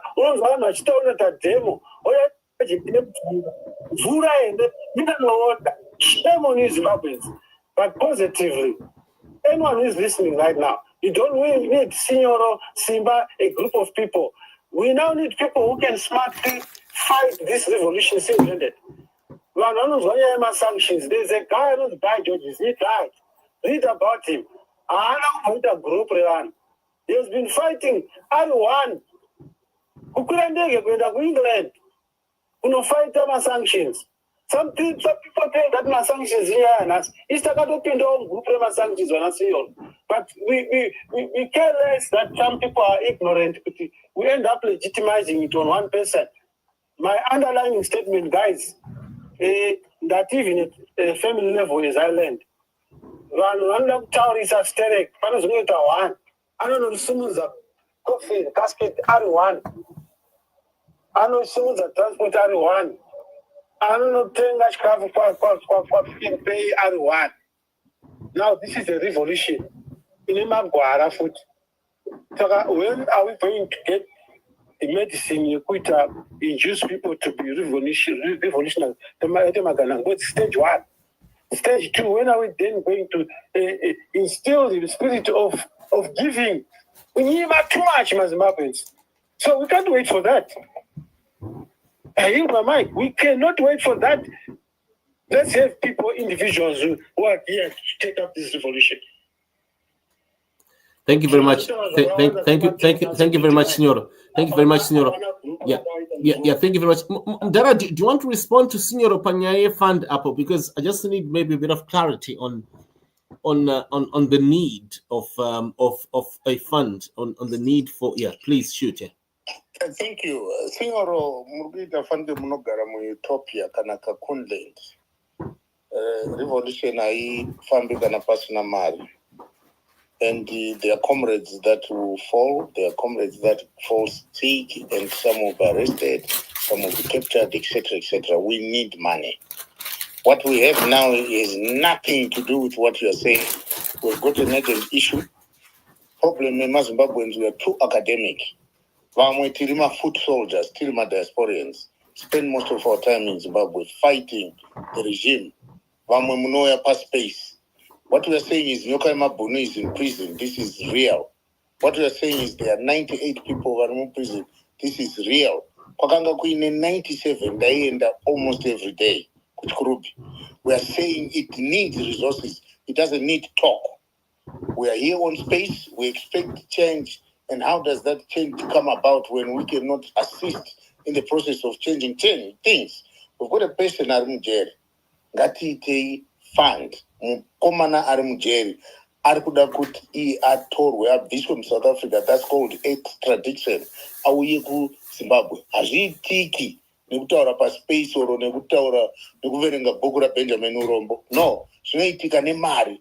Saka tiri kuda kuti tiproduce that money. Haukwanisi kulead opposition usina mari. Hazvikwanisiki. You need money. Hazvikwanisiki zvamuri kutaura izvozvo zvetheory. Zvinhu zvese zvinoda mari. Tine vanhu vari mujeri.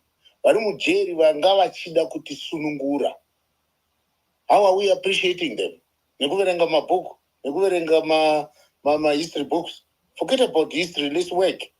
Let's act. Kana mchida if you're brave enough, mangwana tikuenda ku May Day, tikuenda ku I think what we need to put money. What we need is money. No, what we need is money. Mari inodiwa ndeyekuti tiburitse munhu ari mujeri. Mari inodiwa ndeyekuti tifide vanhu vari mujeri. I'm sure you can hear me. What you are doing is very wrong. And you're telling us about Anna Benjamin Urombo. I'm here. Let me say what I said. What you are insinuating is close your mouth. Because our agenda here and just why fidgeting? Let me speak. Simba knows okay. Simba knows don't know what I want to talk about. No, what I'm talking about Zimbabwe. We need to fundraise. We need to fundraise for comrade Arimu. No, but we need to fundraise for someone Arimu. That's the agenda. That this whole night, teaching about our history and politics. We need to fundraise. Listen to me. Don't distort. It's not going to work. What you're doing. Thank you. So, there's no need for you to say thank you. Why is it? Why if it? Yes, we're not going to fundraiser. Simba, you know what I'm talking about. Let's raise 600,000. In the Chigananda,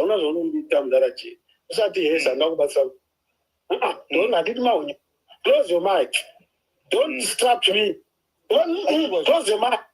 Close your mic. Close your mic. Close your mic. No, I'm not going to. No. We don't bully each other by space. In the internet platform. I'll speak here because so the problem my comrade.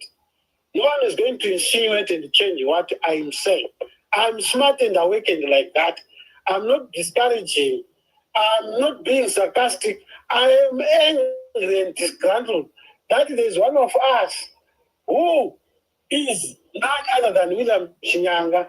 Simba, I'm going to go find the Andrats. Yes, yeah, William. And I'm saying, guys,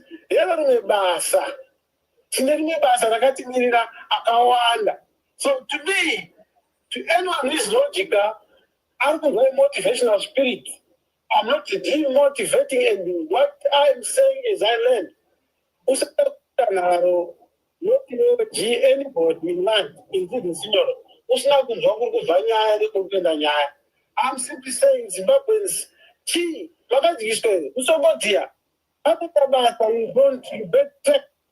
fact, if you do not know about what you're talking about,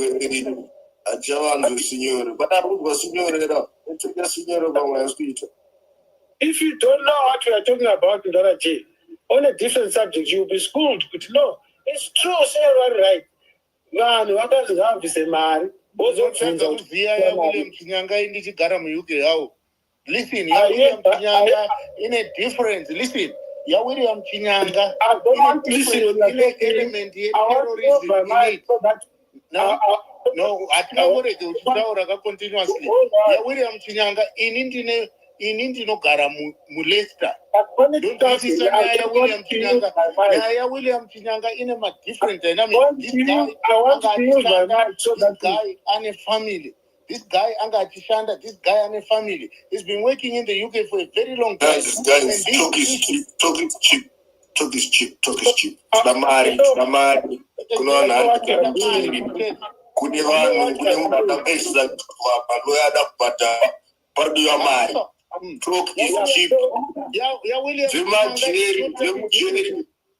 Zvemujeri zvakutaura. All those guys are judges, right? They are all under his thumb. So you don't expect the court to put someone on jury because it is just a political banter. Even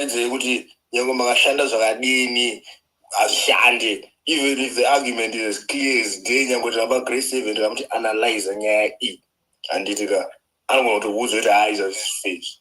They do it for that purpose, but we also not it's called a political band. So if you want to raise a man, you go to another jail, we're able to feed them, we're able to take up my blankets, we're able to fund. Right? Thank you very much. Because we know whether the system is not fake. What else could I discuss on system, judging, look at Priscilla Gugash. Do you think she cares about anything or any Zimbabwe? Look at the Baringa Tower, she doesn't even give a damn after she's a judge. So she's just like another judge.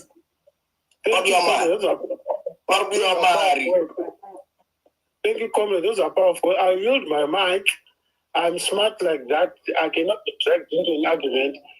Those who did not hear me, now will hear me what I've said to the man, and we cannot argue, bring an argument on a very important discussion like Simba.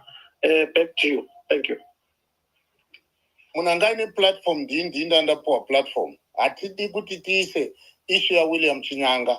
Kana usinga VCC issue ya William Chinyanga. In a problem kuti William Chinyanga has been or was in the UK for a very long time. Anevana, anemuri, anevana vake vanotoshanda mu UK. Who actually can raise part of that money? And the charges are William Chinyanga. They are not charges that have been brought about by the regime. My charges are akazviitira iye ega. Saka funding for that kind of a person inenge drag a bit because he's not a political prisoner. He's a prisoner where he misstatement zaita ega. Inine I would think much of the funding should come from the family. Then he's to sympathizers to.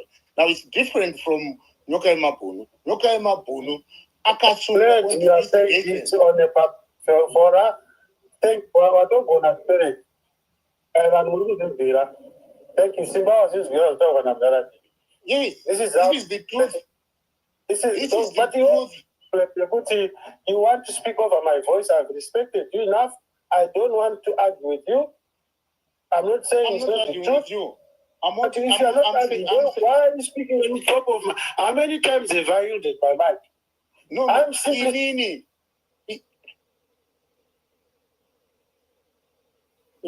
In the platform, Signor Mukaita, come over. In Intercourt, we are here. Kinemari, that told out the fund for this guy. And then the other speaker, Amba Unza of 97. Gatungowirirana naiti chibva paspace kuti vakomana kangati say $20 each or $10 each. Simba is saying kuti pane vanhu vari pachi vanofanirwa kuuya vakauya about 3,000. How do we get those people to come in? Ngatiuye ine figure tiite fast. $20 is not too much. $10 is not too much. Toti isusu $10 ku feed those people vari mujeri. $20 vakomanaka. I will tell you, I've seen vanhu mujeri vachinetseka.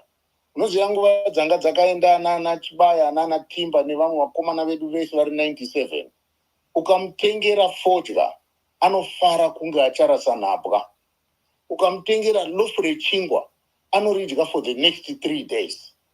And you know what? Kwakanga kuri kuma male prisoners. Taimva tadzirirwa kuti tisaende kuma female prisoners. And you can imagine kuti munoziva uniform dzavanopfeka dziya majuzi aya neuniform dzemakaki dziya idzi. Vanopuwa necertain donor organization. Vanhu madzimai kuSouth Park uku vanotosona majuzi iwayo muchaona vakadaro. Hazvina kuprovidwa nehurumende. Saka ngatiite something tione mukaona tikatanga izvozvo. Movement yedu inenge yatobatira. Inenge yatobatira because tinenge tine ma-identifiable people. Tinenge tine ma-point person in every country. Tinongoti usva vanhu vese vomva wawe. Ndizvo zvinoita kuti tilende. Ndizvo zvinoita kuti tigokwanisa kusupporta the call by Geza. Otherwise kana tiri disjointed kudai ngatitangire pano. Patiri kutangira pacho ipapa ndipapa pekuti ngatibatsire mumwe wedu ane proper issue yekuti abatwa neregime. Abatwa neregime arudiwa neregime. The regime doesn't want William Chinyanga at all. They don't want it. It's the government here, UK, isiri kumuda because vakanga vambomupa asylum themselves. So, ngatiregerei kuita, put things together. We've got an issue here. Ngatingoone kuti tozita say, ngatiwirirane kuti when do we meet kuti tiite raise these funds? Transfer fund Maria Kati ini, I'm willing to transfer tonight. I'm willing to transfer tonight. I'm willing to transfer tomorrow. I'm willing to transfer anytime for two people. One for this guy, one for this 97. Imagine vakasungwa vachida kuti tisununguke. But we did not join them. Daitaka join Zimbabweans. That's the other speaker was talking about, you know what, Zimbabweans were so selfish. Daitaka join the whole country. Nigeria ita say. But you see, hatina maybe information yatakaendesera kumareserve and the like vanhu vanotka tese tikapinda mumajeri tiri 100,000 hurumende haikuti 10,000 vanozodza chikuru arene more than 500,000 taura ako. Imagine now tikauya tiri nyika yese vanobuda vese and the government will listen to us. But now ngatitange mbichana. Uchaona kuti tikangoita association iyoyo yekungoti tafunda the guy ari kuSouth Africa. Tinozoti next time tinonge takawanda. Panodiwa kutanga ndechekutanga. And tikaenda 2, 3, 4, 5 months down the line uchaona kuti tineta to a force to reckon with. Because tinenge takuita impact. Apa tinoita impact on discussing on social media. ZANU-PF vanopanana dzimota through ana weekend via na whatever. Simba, I wanted you to go here inbox kwangu ndimboku suggest some businessmen anogona kutibatsira futi quickly izvozvo. Vakomana ngatiite tifande titi isusu kune vamwe tibatsireiwo asi tiine patinenge tatoisa isusu already. I'm willing to start tonight. Mukauya ne-account mukatiisa, I'm willing to do it tonight. I'll use UK my accounts, my UK accounts, I'll transfer money right away.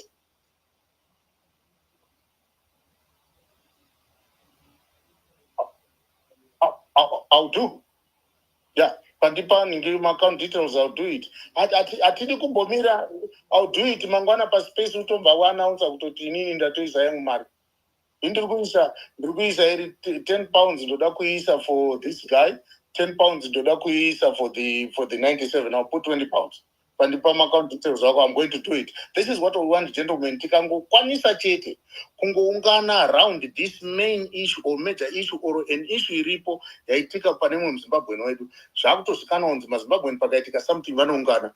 Tikaungana because tiri maZimbabweans tine right yekuti tiite zvatiri kuita, tipe vanhu vedu chikafu. Haisi mari iri kubva ku-foreign aid or anything of that nature. Hairambidzwi nehurumende. And also mari imwe iri kuenda kuSouth Africa. South Africa kune ine Zimbabwe. So ngatiite izvozvo. Inini I'll do it tonight.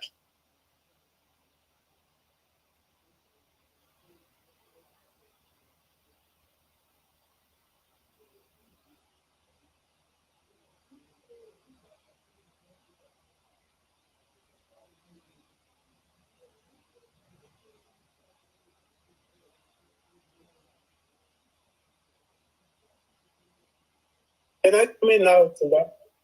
Can I come in now?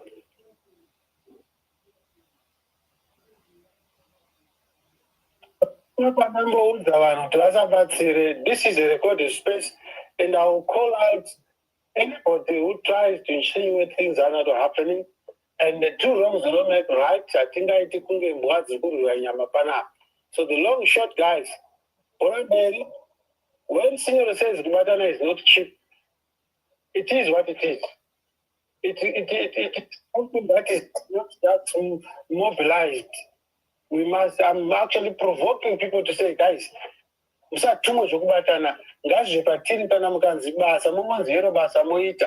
when I go further and talk about William Shinyanga, it's not a demotivation, it's a presidency repo. But anyway, that was a 600,000 guys to go Kumanaska. To check a foot here, blessed. As it said, Tipaquana, Tira,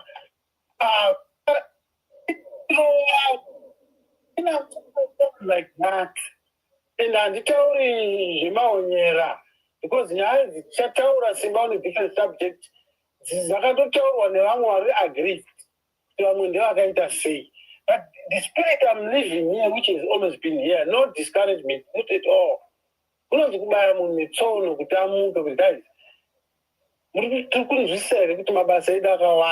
So mobilize the 600,000. I will learn what is Garaga Simba, and I'm not saying it personally or with emotions. I don't think it's good, in my view, to separate my revolutionaries. We are no one, I think it's now. I don't have much to say.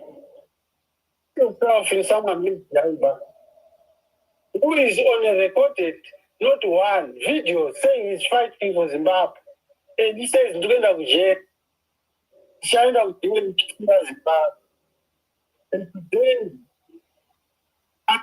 that one, I hope that this can be positively. I hope it's an error. It's not for me to say that. But let's move on, gentlemen. Simba. Is it not an opportunity to attack, not attack, but to expose the ills in the judiciary that they we have a politically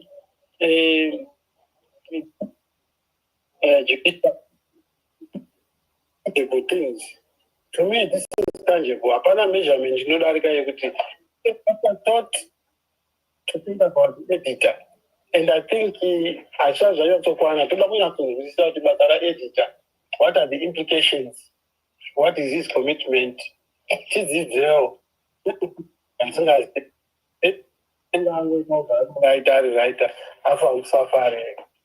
this case, I'm telling you guys, can be precedent to see what's going on here.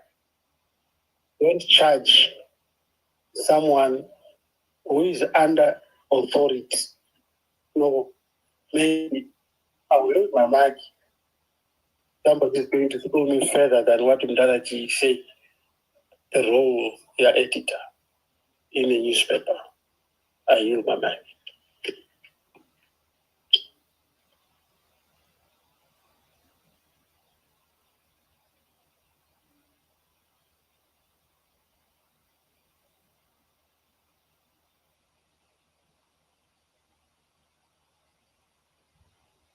Sorry, Simba, the route transfer, the details, no, or transfer. Yeah, the route transfer 20 pounds. The total transfer 20 pounds, 20 for 10 for, yeah, 10, yeah, 10 pounds. So which, yeah, exactly. Let me, for the Barimu trade, yeah, thank you.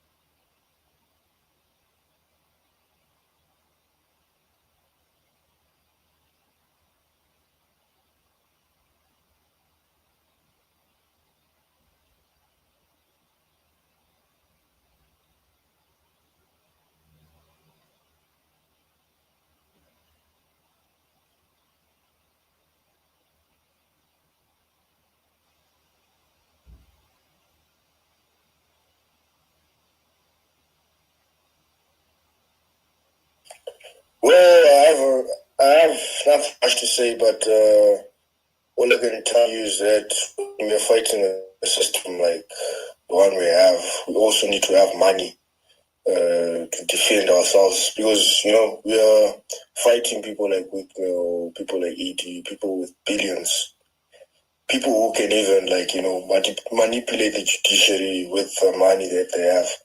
But food for thought, with how corrupt our system is, it could be the highest bidder wins.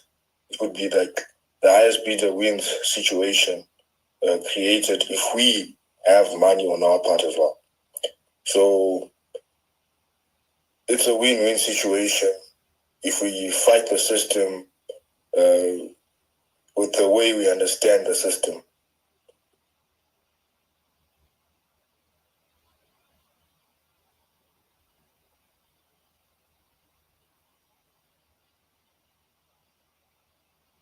Yeah, but I have a different proposition also relates to what you are saying. How about, in line with what you are saying, it's about time we work with the aggrieved members of society who are part of the system. I know it's not cheap, easy as I'm saying it, but these are our brothers and sisters. How about that? Because Nyayemari maybe a school of thought yakasiyana, inini Nyayemari inopera mari ikapera project inomira. So I'm trying to say yes, Mari, where we can, but let's try more to build this spirit of giving. Somebody who can say, I don't need 500,000, this job will cost me 500, but I'm going to do it. I'm going to influence this. How about that? Working with the system, because for the longest time, it has been a very contentious issue. People fighting on this basis, Tobatananan. But thank God, Almighty God, we are close to doing things together. I'm sure we are now reasonable enough to say there are certain things that we cannot do alone. How about that, my brother? As opposed to just money.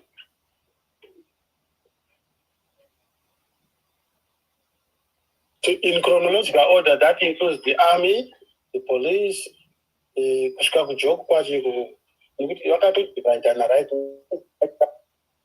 This is the right time, because for the first time, I think, in the public domain, job is divided. This is where these gymnastics are going. That's why this gymnastics play is beyond just it's not at the bottom, it's there at the top. I could be wrong, Simba. Anyone can. If the reason why this thing is now controversial is because my factions are command center. So that meaning to me, it's an opportunity to say they can join hands with the citizens. But it takes us yemari iri boba nekuti mari ikapera vanhu kazhinji project inomira project yakamira yakashaya mari. Let's create the spirit of giving. Let's have judges, let's have lawyers, let's have people who understand. I think our sharing variable, but they cannot come to us because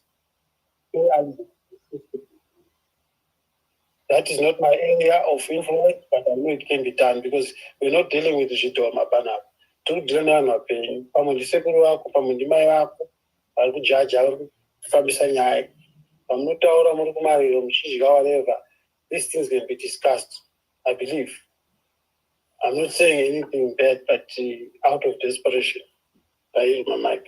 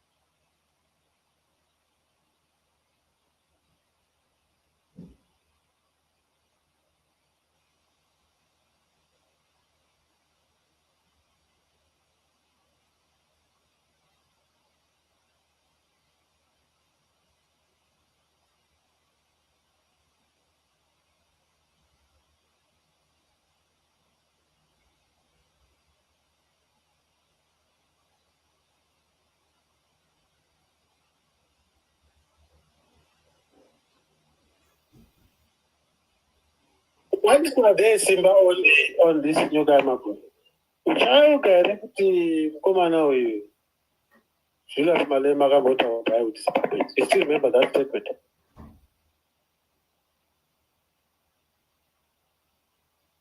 He wants to vow that he will die with Zimbabweans, that he's together with us in this revolution.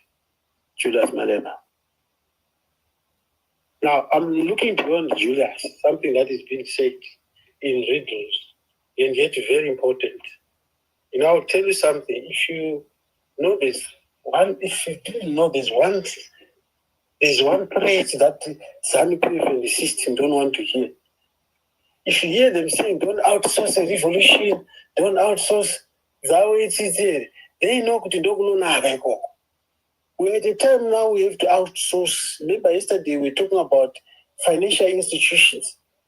Just deliberately blaming them to say, you guys are fueling money laundering in a desperate bid to wrap them in. So on this South African one, Malema and beyond Malema, guys, and I think somebody said it here. Is there no a process to engage them officially to say, we have a case here, right, which demands your intervention?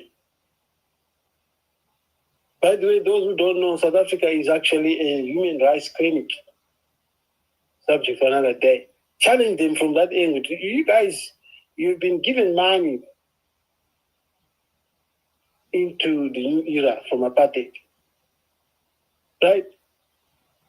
To demonstrate to the world that democracy in it was a cut. What are you doing about this case?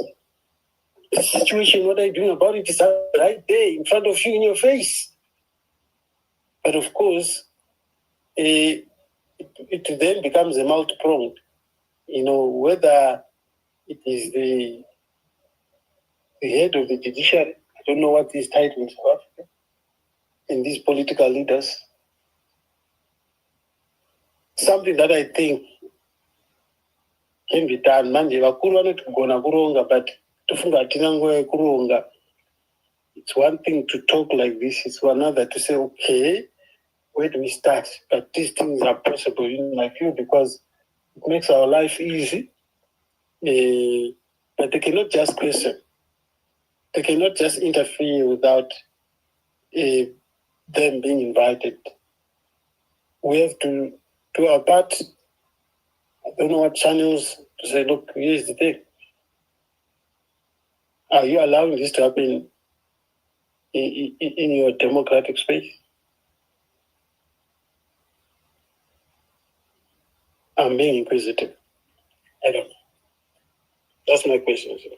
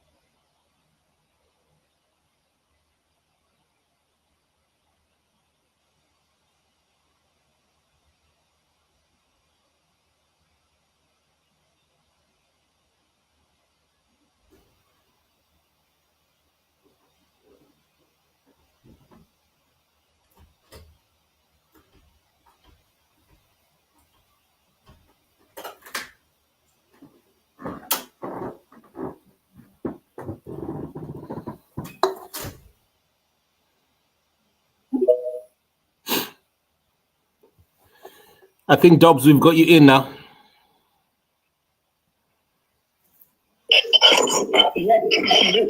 I was just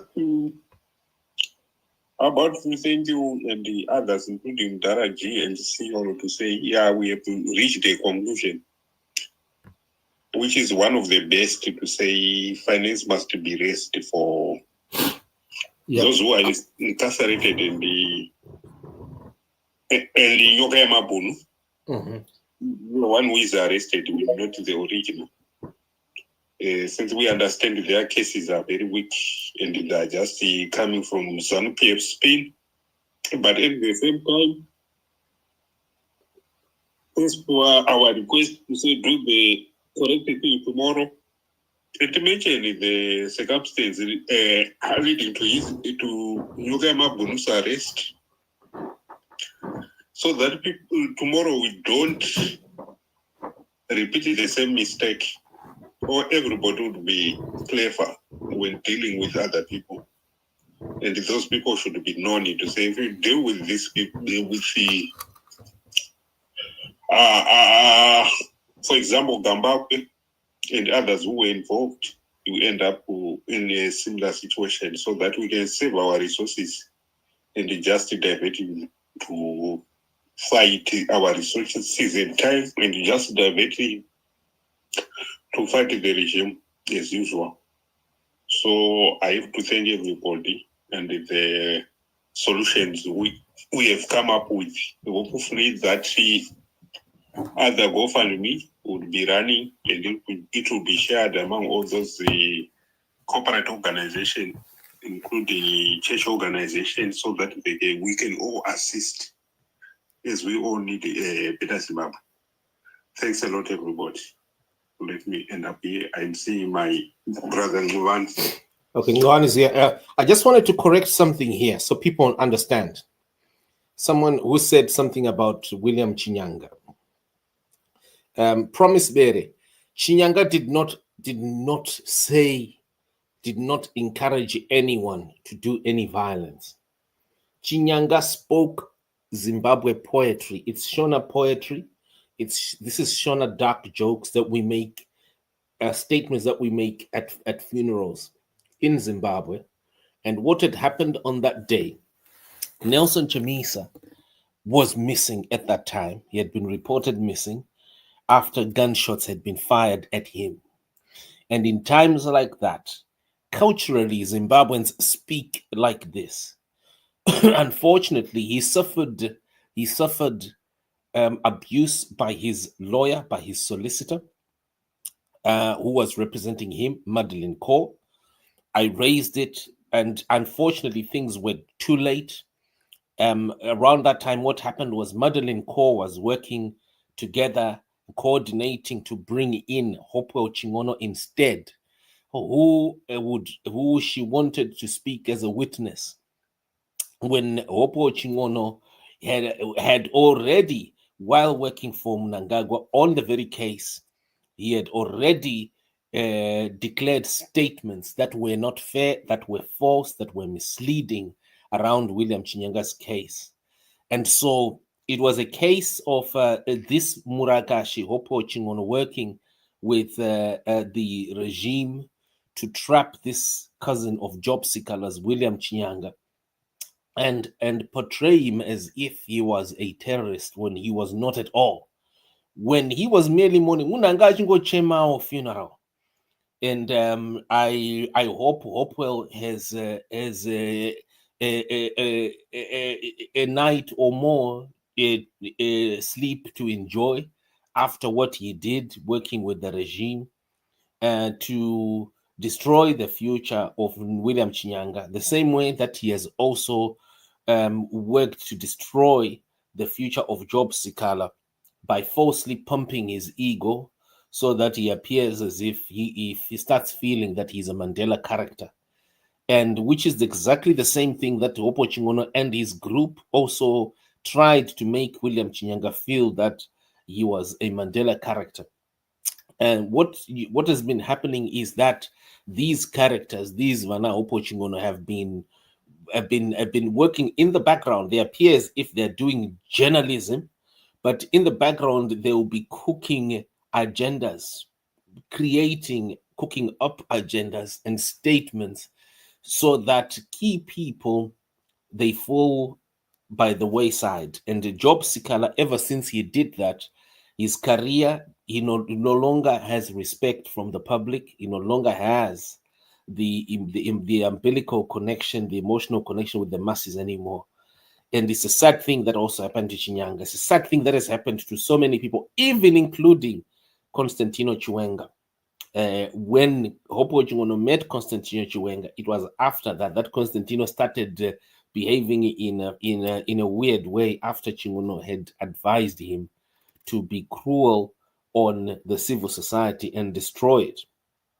And it's the same thing that he has done, Chingono has done even to the opposition, members of the opposition, and all his grouping, just to confuse people.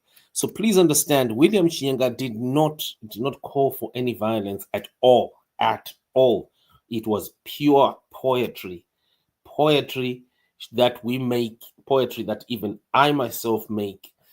And I was there at court. He suffered injustice because his solicitor blocked witnesses, key of whom I was and remain am on the case. Right, let's hear from Ngobani. Ngobani, please shoot. I know you've been you failed to come in. Shoot. Shoot, Ngobani. Oh, hello. How is it, guys? Yeah. So I was listening to Senor earlier on. You were talking about. So that's the reason I wanted to come up.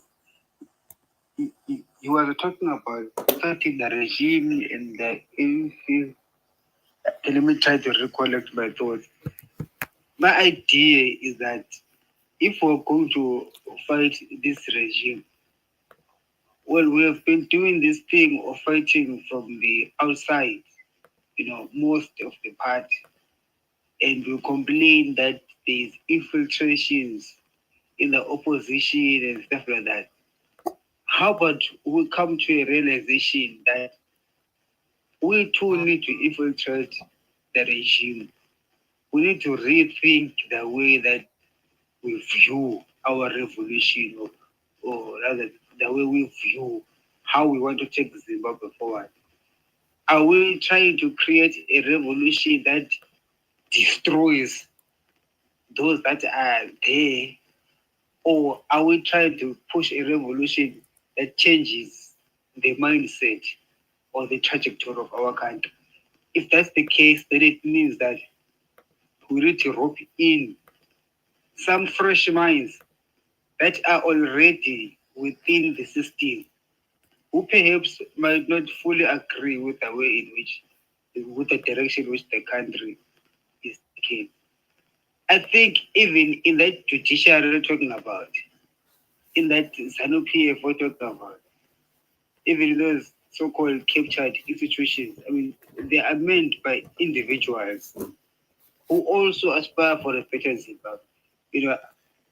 In my interactions with people that are supposedly, are called people of the regime, I rarely meet somebody personal who would say, I support oppression. They speak about the system as some separate thing that they are not part of. You understand what I'm talking about? We might actually be fooled to discover that this so-called system is made up of 90% of the people who don't agree with it. But they think that they have to subscribe to some rules. So haven't we interrogated that part that perhaps just maybe if we try to build alliances across multiple agencies of governance, whether it's the military, the CIO, ZANU itself, the court system, the whole infrastructure. There is people there, there's individuals, right? I'm sure they're individually convinced that we all need the better Zimbabwe, and I'm sure they individually want a better Zimbabwe. But for some reason, they think that the institution as a whole needs them to think in an oppressive manner. Perhaps the revolution that we need is a revolution that is also from within. You get what I'm saying? Which is a change of mindset. This one doesn't need you to fight people. It needs you to fight the mindset of the people who call themselves Zimbabweans. Because after all, if your revolution succeeds, who does it help? Isn't it supposed to help all Zimbabweans, including the ones that you are saying you are fighting? So how about if we have that fight in the mind? It will be a battle of the mind. I am sure as adults, we really can find each other if we engage each other properly and try to elicit some support from people who are knowledgeable of the system, handling important aspects, key aspects of the system. I mean, I think that's the reason why Geza is successful, because he has got tremendous help from powerful people within the system. The way he speaks the language that appeases to the people, but it doesn't only end there. He has good support from powerful people, perhaps in the military, I think so. In the military, right? So we too need to tap into that bloodline as well. Who in the military intelligence is on our side? Who thinks the way that we think? Because what we need is a meeting of minds. Who thinks like us in the military? Who thinks like us in Central Intelligence Organization? I'm talking about just the people who work there, even the directors, I mean, even the head of the CIOs. You might discover that the guy just thinks like us, but he was given this job, or in his head he believes he must work in this oppressive manner, but in reality he just doesn't agree with it. But nobody's ever pointed it out to him that, dude, you don't agree with this. You actually want Zimbabwe to be run this way. Okay, because these people, when you meet them over drinks, they speak nice, they want the country to succeed, but when they go to work, they do the opposite. You understand? So I think we should spend more effort on that as well. We will discover that freedom will come from ourselves. We will just realize, we will just discover that, can't we are free? How? We just didn't understand each other. Then we can blame the devil or something. I do not know if we've ever given that serious thought. I do not know what Dobbs thinks about it. Wow. The situation we are at the moment, nobody really likes ZANU-PF, especially at home, because the life which we are living is not sustainable. But then when you come to the social media or abroad, people are really those who are like actually, they don't joke. If you analyze how Chinyanga ended up being arrested, somebody have to tell police and start misinterpretation of his statement, of his video clips. And it was somebody who just recently joined ZANU-PF and trained at the Temple School of Idiots. Same applies to those ones who were cheering here. Was in the same situation, especially those ones who were in opposition before. I've raised several people. They actually wanted to poison some of the people abroad. Even if we analyze again to try to find out how Nyokayemabhunu come to be arrested, he's facing those charges. But even if you see extradition order, the name which is there is not his. But the picture is his. Meaning that even ZANU-PF, they don't understand his name, his actual name. That is why I was saying that case is very weak. The reason being, he allowed some people from ZANU-PF to be near him. And they were on an agenda to prove to ZANU-PF that they are really supporters. They are really eager to work for this party, to get that recognition, so that they can become part of Gananda or do ABCD. We don't understand. But some of us, we are not afraid to speak. And if it comes to naming them, one day we'll name them, because we have all the information to say who did what. And some of those names are actually on the police dockets, court records. So I won't be lying. I can't be sued for that, because I will be just telling the truth. So the biggest problem, if we don't name them and we focus on the more popular people like Hopewell, it becomes a problem, because some of you are also going to be victims. The moment how you presented about what is happening in the looting, you automatically become a victim, either for cooked up charges or for poisoning. Because we understand how they work, we live with them, we associate with them. And in some WhatsApp groups, we are there, but using different names, but they don't even understand who is who. So it's funny the way how we are operating, but if we don't come out, that is why I was tasking Simba to say, go to the circumstance leading to the arrest of Nyokayemabhunu, to find out, to say those people who were involved were some people who pretended to be anti-Zimbabwe, while he's working undercover for ZANU-PF.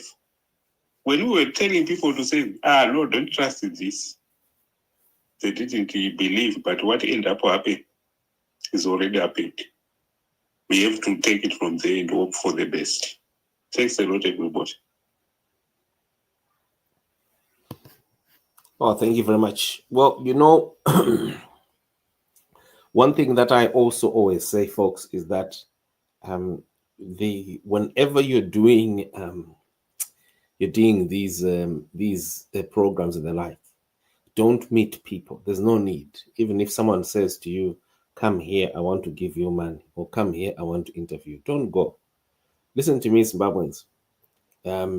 8 years ago, I was emailed and called by a big broadcaster. Let me tell you, not a small broadcaster, a big broadcaster. We're talking about the BBC of Europe, the biggest broadcaster in Europe. And I checked the email. It was authentic. I checked everything. And then I checked the phone number. Do you know what I did after that? I said, come here. We want to sign a contract. That was in 2018. And I said, me flying to Germany? And do you know what? I spent days. I wanted to fact check. I wanted to know these people. Can I trust them? And then even when I discovered that they were genuine, I said, even if they're genuine, what stops Mhlanga from paying them so that I come there and then they finish me off? So it took me time. It took me days to verify and to actually make a decision. Even when I was about to make my first flight over there, I just doubted. When I eventually landed in Germany, that was my first time to land in Germany in my life. And we went for our first meeting. I told the boss, who was the boss of the department, I said to her, why did I have to come here? Why didn't we just sign on Zoom? Could have signed the contract on Zoom. Why did you need to meet me? And then she said, no, we needed to meet you because and of course, later on, I then discovered, no, it was actually important for me to be there physically. I made a stupid decision to sign that contract. I want to switch me to fly to Germany. I shouldn't have done that. What's the point? Why should I go? Yes, of course, they sent my flight ticket, everything was paid for. It was great. It was money as well. But you know what? I was still stupid because I made a decision over an email and a phone call. That's wrong. Stay where you are. Your wealth is where you are. This is what I always tell people. Because that is how scammers come. They first dangle money because they know you need money. You want money.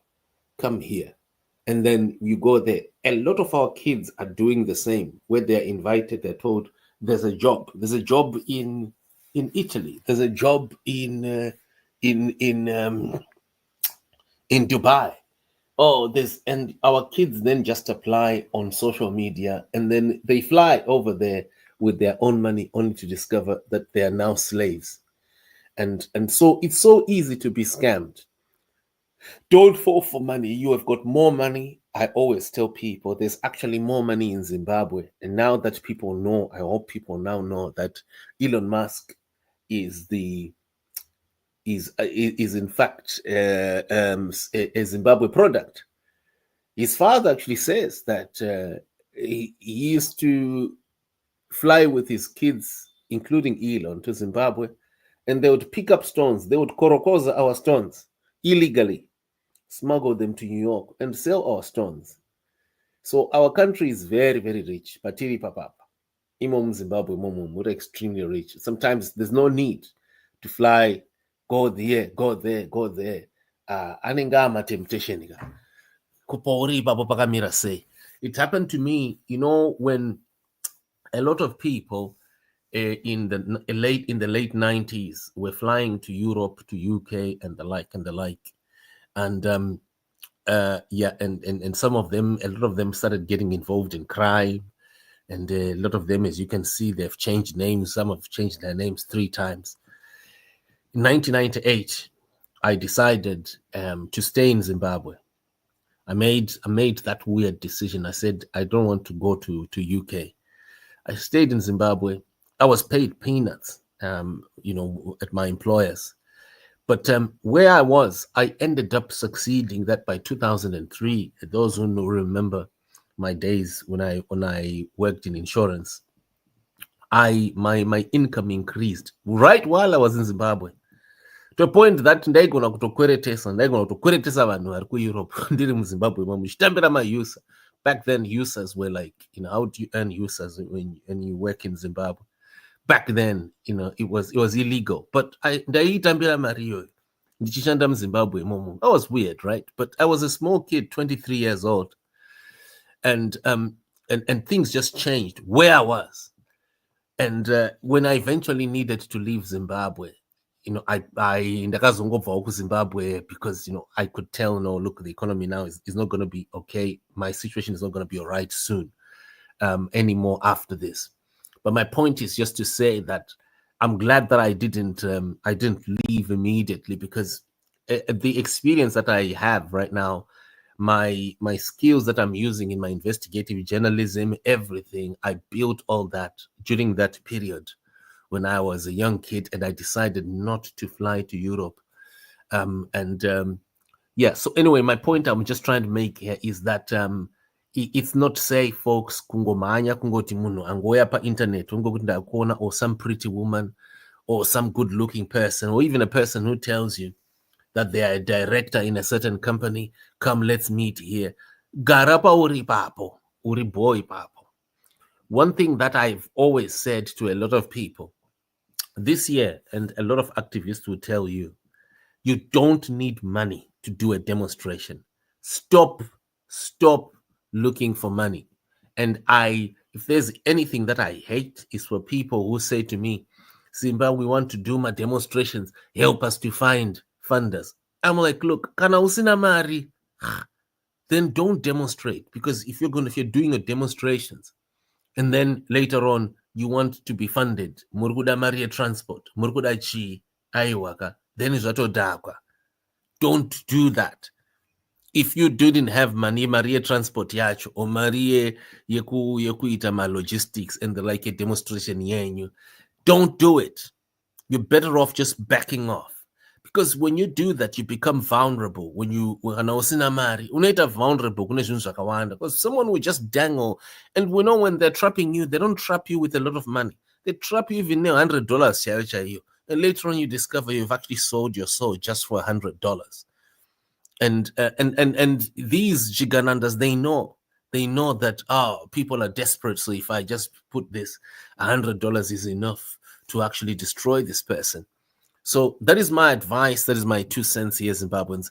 But nevertheless, I want to say that the current move by Zimbabweans to demonstrate in this move, this Geza anti-corruption activism and the like, this is important for nation building. It's important for citizenry. There's no substitute for it. So people should not regret to demonstrate, should not regret to express. This is the time to do it. We know that the Geza people right there, the senior Kumusoro Sego, might have their agendas here and there, whatever it is. But there's one point, that area that people, Zimbabweans, meet, and that is, come on, we've got to stop lawlessness. We've got to stop Mhlanga from taking over this country. No way. This country doesn't belong to him alone. It belongs to 16 million Zimbabweans. And I think that is, in my view, that is what is precious. Zimbabweans, we're going to need to shut. Thank you for the space. Let's catch up tomorrow. And let's catch up tomorrow same time. And then tomorrow we will do the fund properly. Fundraiser and the like. And we'll try, I'm sure we'll be having my bank accounts also there ready for people to, those who want to contribute to do so. So I think we're going to need to shut. Thank you so much for coming, folks. And let's catch up tomorrow. How do I say that in Isindebele? Kowani. Kowani is gone. Ankhona sohlangana kusasa. Yeah, sohlangana kusasa. Okay, cheers, Zimbabweans. Let's catch up tomorrow. Thank you. Today, before the magistrates at Harare Magistrates Court, at a session where the state was supposed to give a trial date and allocate the matter to a trial court. Initially, the state indicated that they needed one more postponement because the state has now decided to rope in HSTV. The state has pronounced that HSTV, the organization that employs Blessed Mhlanga, will be a co-accused. Charges are going to be leveled against this media house called HSTV in respect of the charges that Blessed is facing. We objected to the postponement of the matter because at our last appearance on 22 April 2025, the state had promised that there would be no further applications, there would be no further remand without the allocation of the case to a trial court. After the lunch break, when the state was supposed to respond to the application for refusal of further remand, they suddenly changed the position to say they are now suddenly ready to go to trial, and they allocated a trial court and a trial date being the 14th of May 2025. Despite our indications that the lawyer of choice for Blessed Mhlanga will be out of the country, the state insisted that they will not budge, they will not make any concessions, they will stick to the 14th without any regard whatsoever to the circumstances of the accused person or of his legal representative. Once it became clear that it was pointless to make any submissions or any engagements with the state, we therefore let the state exercise its will, which was endorsed by the court and the case is therefore postponed to the 14th of May 2025 for trial. It appears to us that by that date, the state would have fast-tracked the issue of HSTV to make sure that HSTV is also before the same court for trial. That is the current status of the matter. In the meantime, Blessed Mhlanga continues to languish in prison. He will not be afforded the liberty that we believe he deserves. Had he been removed from remand as per our request, that would have entailed his release and restoration of liberty. But the state has made it very clear that it is determined at all costs and by any means necessary to keep him inside.